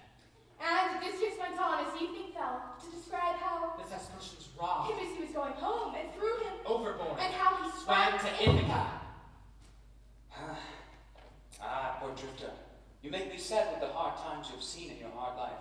That part about Odysseus, though, you could expect. You won't make me believe that. The Sprotians, yes. A black, suspicious heart beats in you, surely. Promise me, if you ever find I lied to you, you'll pitch me down from some high rock to teach the next poor man not to lie. Lie. Have my cloak. Went for rough weather tonight. Lie down.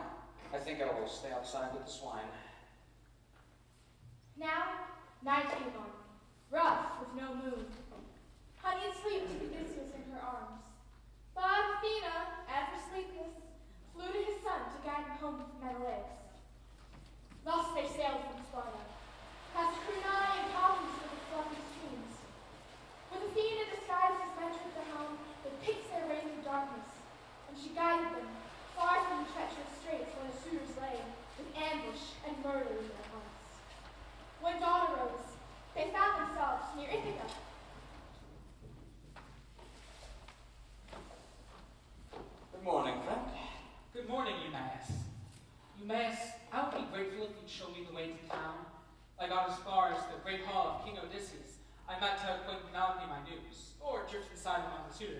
See what odds they get, rich as they are.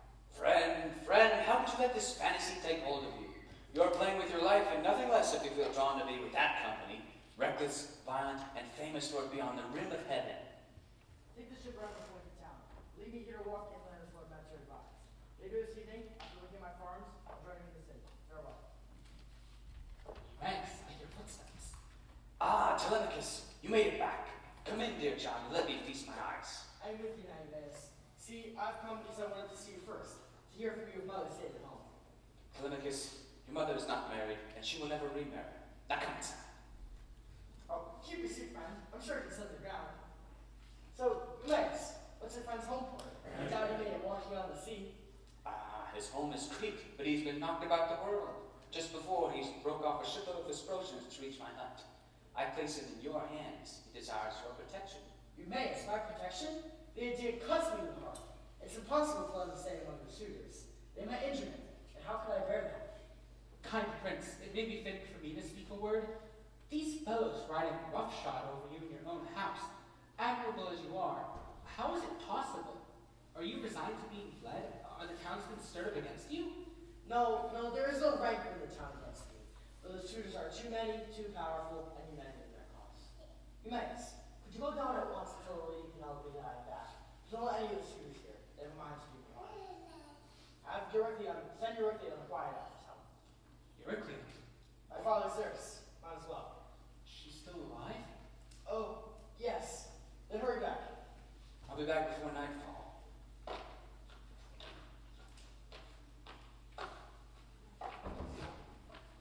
Excuse me, Prince Telemachus. I have something I forgot to tell our friend. Please, go on. Odysseus, the time has come. Dissemble to your son no longer. Tell him how you two together will bring doom on the suitors in town. I will make you lithe and young, restore your bright eyes and your hair. Now go! I'm eager for the fight! You are no longer what you were just now. Your cloak is new, even your skin. You're one of the gods who rules you with heaven. Have mercy on us! No god. Why take me for a god? No, Telemachus. It is only I, your old father. I am Odysseus, come back. Odysseus? You cannot be my father. Meddling spirits have conceived this trick to twist the knife in me. I swear, you were in rags and old... This is not like a prince who is swept away in wonder in his father's presence. Go away! No other Odysseus will ever come, for he and I are one, the same. His bitter fortune wanderings are mine. No. Believe me, dear Telemachus, I am that which you lacked in childhood and suffered pain for lack of. I am your father. 20 years are gone, and I am back home in my own land. As for my change of skin, that is a charm Athena uses as she will. Now, from the well of longing in both men, cries came up, like those made by a great taloned hawk when a farmer comes to take her nestlings from her before they can fly away. So helplessly they cried, and would have gone on till sundown, had not Telemachus said, Oh, father, tell me, what kind of vessel fit for your shore Ithaca? I thought you made it walking on the sea. Only in plain truth shall I tell you, child. But we'll have to wait. The goddess Athena herself has directed me to plot with you how we should kill the suitors. Father, your fame as a fighting man has echoed in my ears. But what you speak of is a staggering thing, beyond imagining. How can the two of us be a house full of men in their prime? That's true. We only have 2 allies, but their names are Zeus and Athena. Use your part. At daybreak, go on home. Go mingle with the suitors. The swineherd later will bring me there, a beggar by my looks. If they make fun of me or injure me, do nothing. Let your ribs cage up your springing heart, no matter what I suffer. Then, at night, round up all our old weapons and armor. Leave them no armor in the great hall. Now, one more thing. You are my son in blood. Let no one hear him about. Not the swineherd here, nor Penelope herself. So, their talk ran on, while back in the hall, the suitors had now returned. Damn him! How did we miss him? All day long, we have lookouts posted, and every hour a fresh pair of eyes. At night, we never slept ashore, but cruised the open water patrolling until dawn. Meanwhile, some spirit brings him home. Well, let this company plan his destruction. and leave him no way out. Madman! How dare you plot against my son in his own home? Have you no piety? In Ithaca they say you were the best of your generation in mind and speech. Not so. You never were. How could you forget that your own father fled to us when the realm was up in arms against him? Only Odysseus took him in. Yet it is Odysseus' house you now consume. His son you killed, or tried to kill, and me you ravage now and grieve. I call upon you to make an end to it. Penelope, wise daughter of Icarius, dismiss these terrors from your mind. I say that man does not exist, nor will. Who dares lay hands upon your son while I live, walk the earth, and use my eyes? For it is true, when I was young, Odysseus took me on his knee and fed me often, tidbits and red wine. Tell the boy he must not tremble for his life, at least not so long as he is alone in the suitor's company. If heaven wills his death by other means, well, nothing can be done. Antinous, it's growing dark. Get out! Until tomorrow then, wise Penelope, sweet dreams. Mother. Back with me, Telemachus, more sweet to me than sunlight. I thought I should not see you again after you left without a word. Mother, not now. My heart already aches. What happened? What happened? I was in the palace in my legs. Mother, you should see it. But he takes no pleasure in his love. I saw Helen of Troy. But Odysseus, is he alive? To hear everything I heard. As Menelaus says, very within the shoes.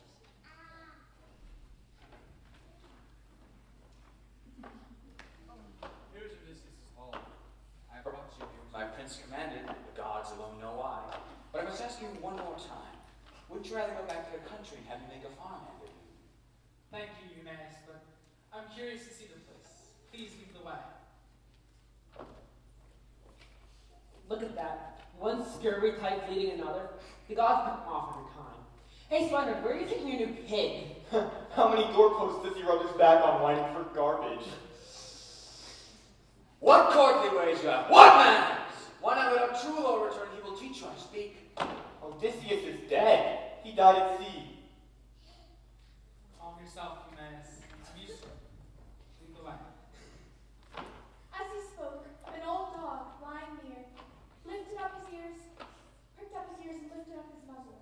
This was Argus, trained as a puppy by Odysseus, but never taken on a hunt or relaxed herself for Troy. Treated as rubbish now, old Argus lay in the filth before the gates, abandoned and half destroyed by flies. But when he heard Odysseus' voice nearby, he did his best to wag his tail, nose down, fly through. Though he lacked the strength to move toward him, whom even the gods could not disguise enough. Eumaeus, it's very bad to see a dog like this. He would have been a fine dog from the look of him, though I can't say he was power and speed when he was younger. He has a hunter's build, not like the type of dog Langer's to be precise. Ah, you should have seen him in his form before his master left him. He was swift and strong, never backing down to anything he brought today in the deep woods. Now misery has him unleashed. There is no one here to leave a care for him, and his master died abroad. He seems like you have one. With this, Eumaeus left him and entered the great house. But death and darkness, in that instant, closed the eyes of Argus, who had seen his master, Odysseus, after 20 years.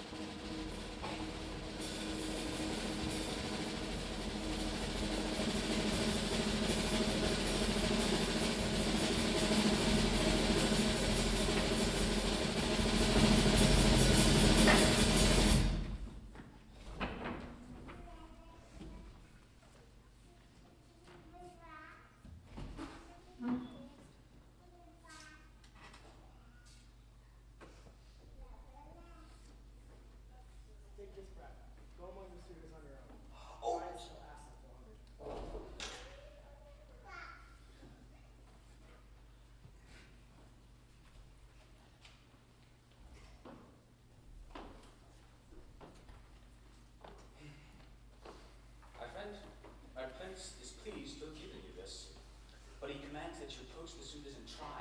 Oh, look! The breeder of pigs! Eumaeus, why have you brought your swine inside? Are we not plagued enough with beggars, foragers, and rats?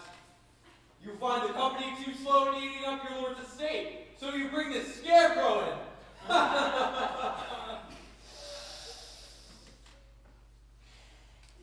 You are well born, Antinous, but that was not well said.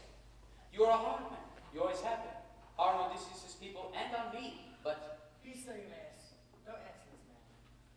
Antinous, I appreciate your fatherly concern on my behalf, and your anxiety that you order a poor stranger from my house. God forbid such a thing.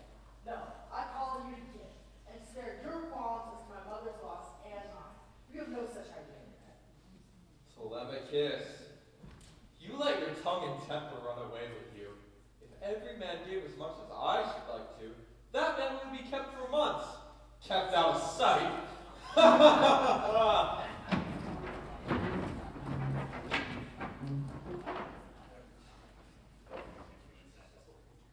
Spare me a little, sir. I came for the riches here. You look like a king. Let me speak well as I pass over this boundary, sir. I too had a fortune once. Lived well, stood well with men, gave alms often to poor wanderers like the one you see before you. But Zeus, son of Kronos, brought me down. God! What evil winds blew in this pest? Not at my table, will you, you nosing rat? Antinous, it's a pity, sir, that you have no heart. You sit there, fat on another man's meat, and can't bring yourself to rummage out a crust of bread for me? I was wrong. Now! Where do you think you're going, you bundle of rags and lice? No, you don't. Antinous, you are wrong to strike this tip. What if you happen to be a god? You're like going to foreign guys, looking like strangers. Here we all are, almost a blows about a beggar man. Our pleasure in an evening's entertainment about to be spoiled. My queen, here's the unfortunate tramp that comes wandering through the halls. The suitors are mistreated. Antinous across the hall. Go to him on my behalf, Eumaeus. Tell him I wish to greet and question him. Abroad in the great world, he may have heard rumors about Odysseus. He claims to, but I say... Did you hear that, Eumaeus? My son has sneezed a blessing on what I said. Go tell the stranger straight to me. Come now, gentlemen. It's growing dark. Time for you to go on. Soon enough tomorrow, we meet again.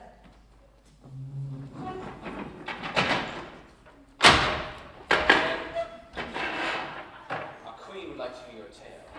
If you wait in the main hall, she shuts you for the night. Telemachus, I must look to my own affairs. But I ask you both to consider your own safety. Try not to get hurt.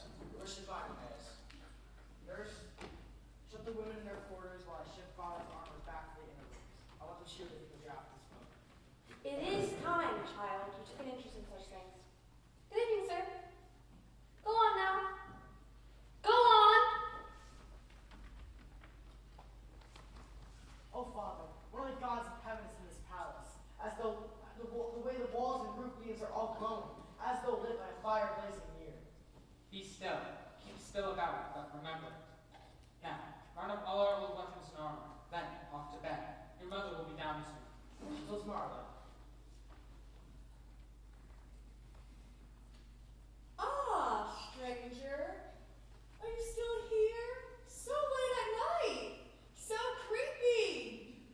You won't go. Go outside. Go. Little devil, why set on me like this? Because I go unwashed and wear these rags and make the rounds? So I I'll must. set the dogs on you. You're shameless, through and through. And do you think me blind? Blind of your conduct? You knew I waited. You heard me say it. Waited to see this man and question him about my lord. Go on with you. Alcippe, please bring a rug here for our guest. I wish to have his whole story.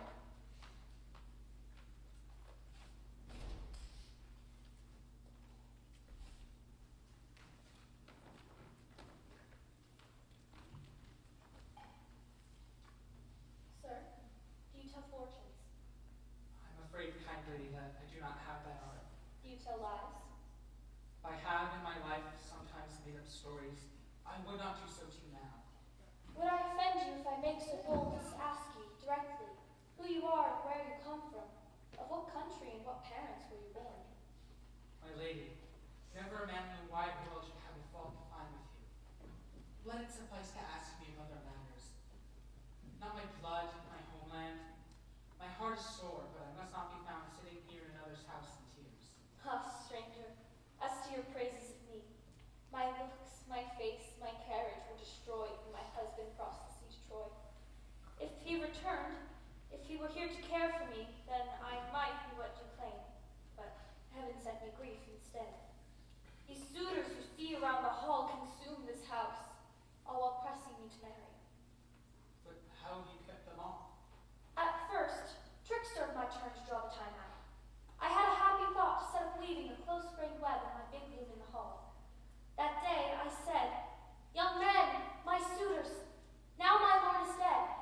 Let me finish my weaving before I marry, or else my thread will have been spun in vain." So every day I wove on the great loom, but every night by torchlight I unwove it. So for 3 years I deceived the Achaeans. But when the seasons brought forth hereon, one of my slinking maids caught on to me. I had no choice then but to finish it. Now as matters stand at last, I have no strength left to evade a marriage. I can't find any further way. My parents urge it upon me, and my son cannot stand by while they eat up his property. But now, I insist, confide in me, tell me your ancestry. You weren't born out of oak or stone. Honorable lady, will you not be satisfied until I give you my pedigree? No. Well then, I will tell you. One of the great islands of the world, mid-sea, in the wine-dark sea, is Crete. As the night wore on, the stranger spoke of far-off lands, of the storms that brought him low, and finally of Odysseus. I saw him once with my own eyes at Knossos. Gales had caught him off Cape Malea. And all these lies he made appear so truthful that, as she listened, Penelope began to weep. The skin of her pale face grew moist. The way pure snow softens and glistens on the mountains, thawed by the south wind after powdering from the west. And as the snow melts, mountain streams run full. So her white cheeks were wet by these tears shed for her lord Odysseus, sitting by her side. I think I should say, friend, give me some proof. If you saw my lord, tell me how he looked. Give me some particular. My lady, so long a time has passed. Give me some particular. He wore a brooch with the work of art on his face. A hunting dog pinning a spotted fawn between its forepaws.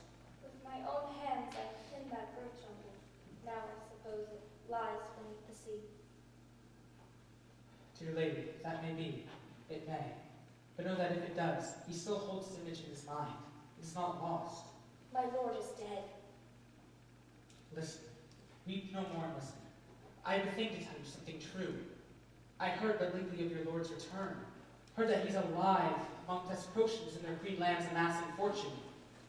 His ship went down in a shipwreck, but he was spared. You see, he's alive and well and headed homeward now. Indeed, he's very close.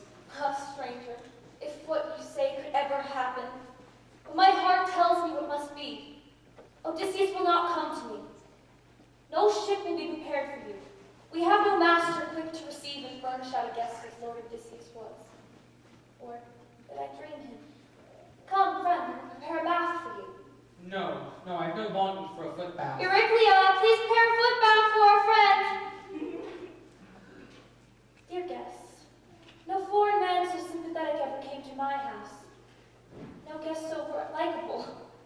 So wry and humble are the things you say. Here is an old maidservant who nursed my lord. She took him into her arms the hour he was born.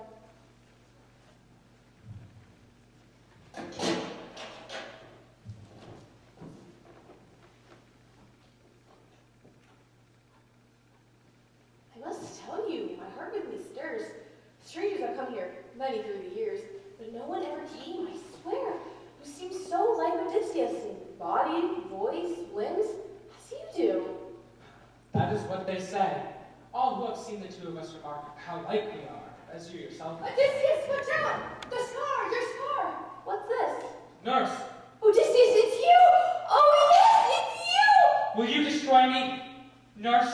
who gave me milk at your own breast. You found me out. Now keep it from the others, else I warn you, and I mean it too. I'll kill you, nurse or not, I'll kill you. Child, who do you think you're speaking to? Who do you think I am to talk to me like this? I'll be silent as a stone. Now sit down. Be quiet before she notices. Friend, I know the time for sleep is coming soon, but let me ask you this. You seem so wise.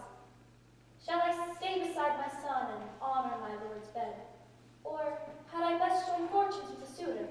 Is it time for that? Dear lady. No, here's what I shall do.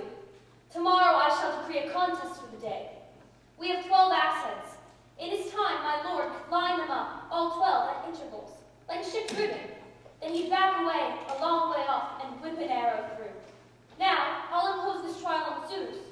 The one who easily handles and strings the bow, and shoots through all 12 axes, I shall marry, whoever he may be.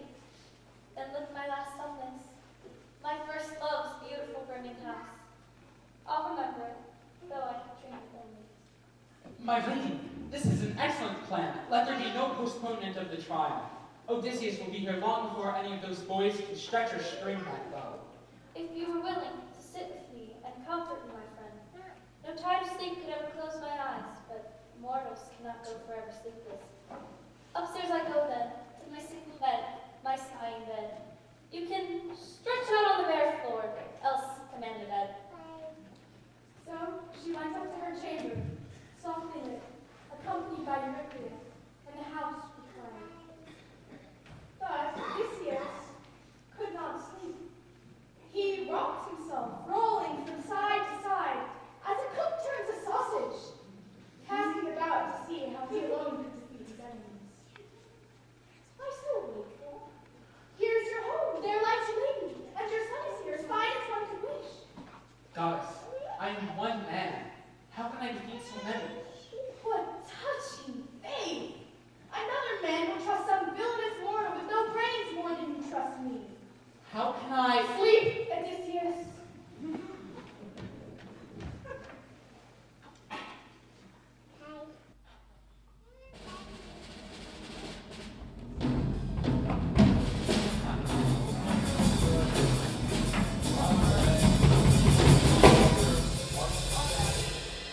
Gentlemen, this is not a public house, but the palace of Odysseus, my inheritance.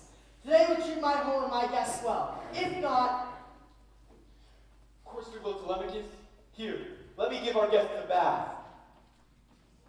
do that again, your Bacchus, and your father will have a funeral here instead of a wedding. The rest of you, I will suffer no more viciousness against the guests. I know what is honorable and what is not. My childhood is over. My lords, hear me. Suitors indeed. You've commandeered this house to feast and drink in, day and night. You have no justification for yourselves. None, except your lust to marry me. Very well then, I now declare a contest for the prize. Gentlemen, come forward. Here is Lord Odysseus' hunting bow. Whoever can bend and string it, then send an arrow through the sockets of 12 iron axe heads, I shall marry and leave this place forever. Eumaeus, give my lord's bow to the suitors. Lord Odysseus' bow? Take it, dear Eumaeus. Step up now, my lords, contend for your prize. There is no woman like her in Achaea, nor in Pylos, nor in Mycenae, neither on Ithaca, nor on all the mainland. Come on, no hanging back. Now, one man at a time, go forward and try the bow. Leodes.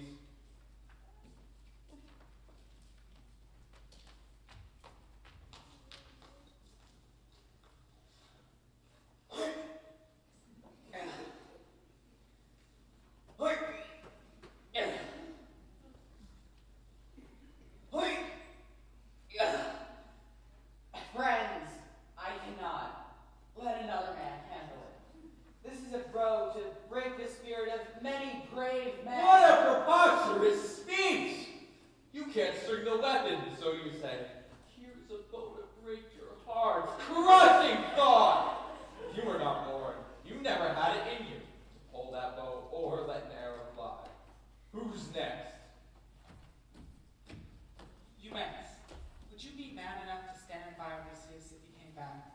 Suppose you found out a clear sky as I did. Suppose that God should bring you home. Would you bear arms for him? Let the master come. Let him judge what is in me and how I mend charms. Do you believe a goddess can change a man's appearance any way she wills? I am certain. Then no, Eumaeus. He's home. For on a peak, I'm ashore in my own land, helped by Athena and other men. Look, here's the scar from that tusk wound the day we went hunting on Parnassus. Do you remember? Odysseus, can it be? Go, hush now. Go on, drift outside. Bolt the outer gate, then drift back in. Bolt these doors behind you. Do you hear? Of course this day! We can't even string the bow. How will we be spoken of in times to come? Come to yourself.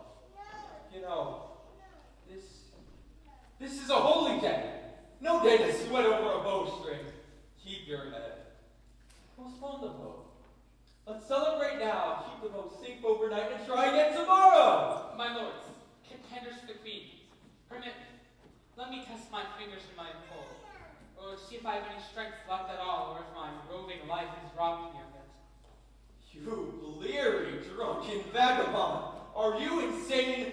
Aren't you coddled here enough at table, taking meat with gentlemen, your betters, and listening to our talk as no other tramp has done? Don't touch his bow. I warn you. Antinous, courtesy is never handsome. What are you afraid of? Suppose the exile put his back into it and managed to string the bow. Could he then take me home to be his bride? He can't imagine that. So how can you? Don't let the thought spoil your dinner, Antinous.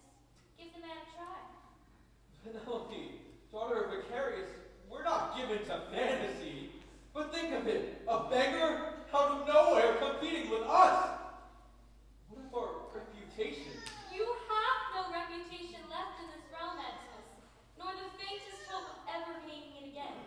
So why hang your heads over this, after abusing another man's house for years? The stranger is a big man, well compacted, and claims to be of noble blood. Aye, give him the bow. Let's have it out. Mother, as to the bow, you may handle it. No man here has more authority than I. Return to your room, mother, and lock the door. And your spindle, and your liver. Eumaeus, give this man Odysseus his bow.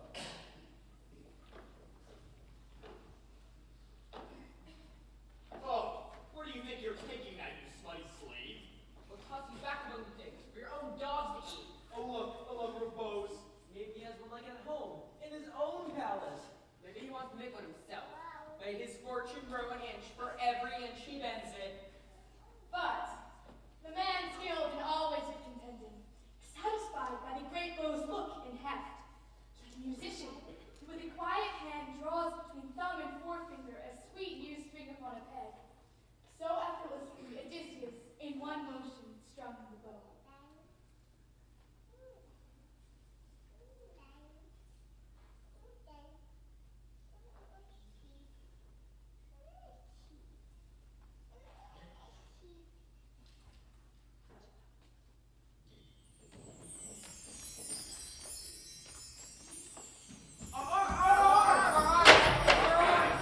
You yellow dog! You thought I'd never make it home from Troy? You dared beg for my wife while I was still alive?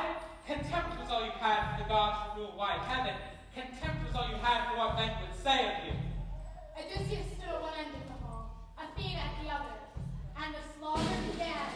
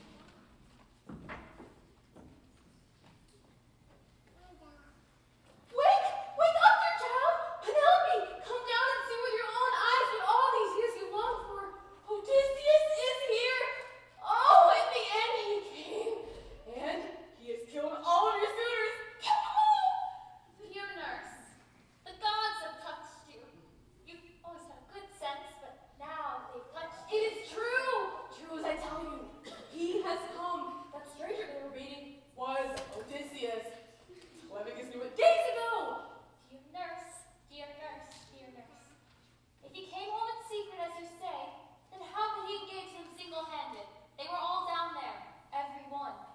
I didn't see it. I only heard the groans of dying men until Telemachus came to my door. They then came out and found Odysseus wrecked with dead bodies littering the floor, this way and that. Here is your prayer, your passion granted. Your own Lord lives. He is here at home.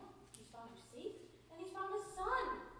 Wait, you know how splendid that return would be, but it isn't possible. If the suitors are dead, as you say, then some god has killed them. A god sick of their arrogance.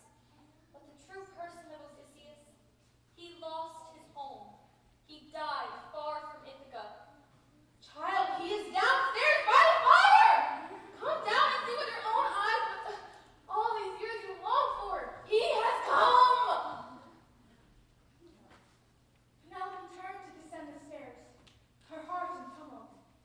Had she better keep her distance and question him, her husband? Should she run up to him, take his hands, and kiss him now? Crossing the doorsill, she sat down against the wall, across the room from the Lord Odysseus. There sat the man, and never lifted up his eyes.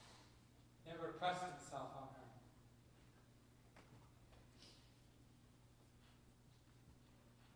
Mother, cruel mother, do you feel nothing? How do you keep yourself apart this way from father? I am stunned, child. I cannot speak to him. I cannot question him. I cannot keep my eyes upon his face. If really he is Odysseus, truly home, then beyond no doubt we two shall know each other, better than you or anyone. There are secret signs, you know. We two. Mother, this is... Leave us, Telemachus. The immortals of Olympus made you hard. Hard as an enemy. Who on this earth would keep aloof as you do from her husband after 20 years? Strange man, if man you are. This is no pride on my part, nor scorn for you, not even wonder. I know so well how he appeared boarding the ship for Troy, but all the same. I'll have Euryclea make up your bed, but place it in the hall, outside the bedchamber. Woman, by heaven, have you betrayed me? Who dared uproot my bed? I made that bed from an olive tree that grew like a pillar on the building plot. I shaped it into a bedpost, then made 3 others like it. I made the room around it, inlaid it with gold and silver. One cannot uproot my bed. No one has ever even seen that room. Odysseus, Odysseus, Odysseus! What sign could be so clear? You know our bed, our secret bed. Odysseus, it's you, it's you! Do not rage at me. I could not welcome you with love on sight. I armed myself long ago against the frauds of men. Impostors whom I come. You make my stiff heart know that I am yours. Now, from the well of longing of both men, cries came up, like those made by a great talent hawk when a farmer comes to take her nestlings from her. He wept, like a swimmer spent in rough waters where his ship went down under Poseidon's blows, gale winds, and tons of sea. Few men can keep alive through a big surf, to crawl, flooded with brine, on kindly beaches, enjoy, knowing the abyss behind. And so she too rejoiced, her gaze upon her husband, her white arms round him, pressed herself forever. My daughter, the fresh dawn is stirring. She beckons to come forward from her bed of paling ocean. Hold her back this once. Let this night linger. They are reveling in love and stories. She will not rest until she has heard all his tale.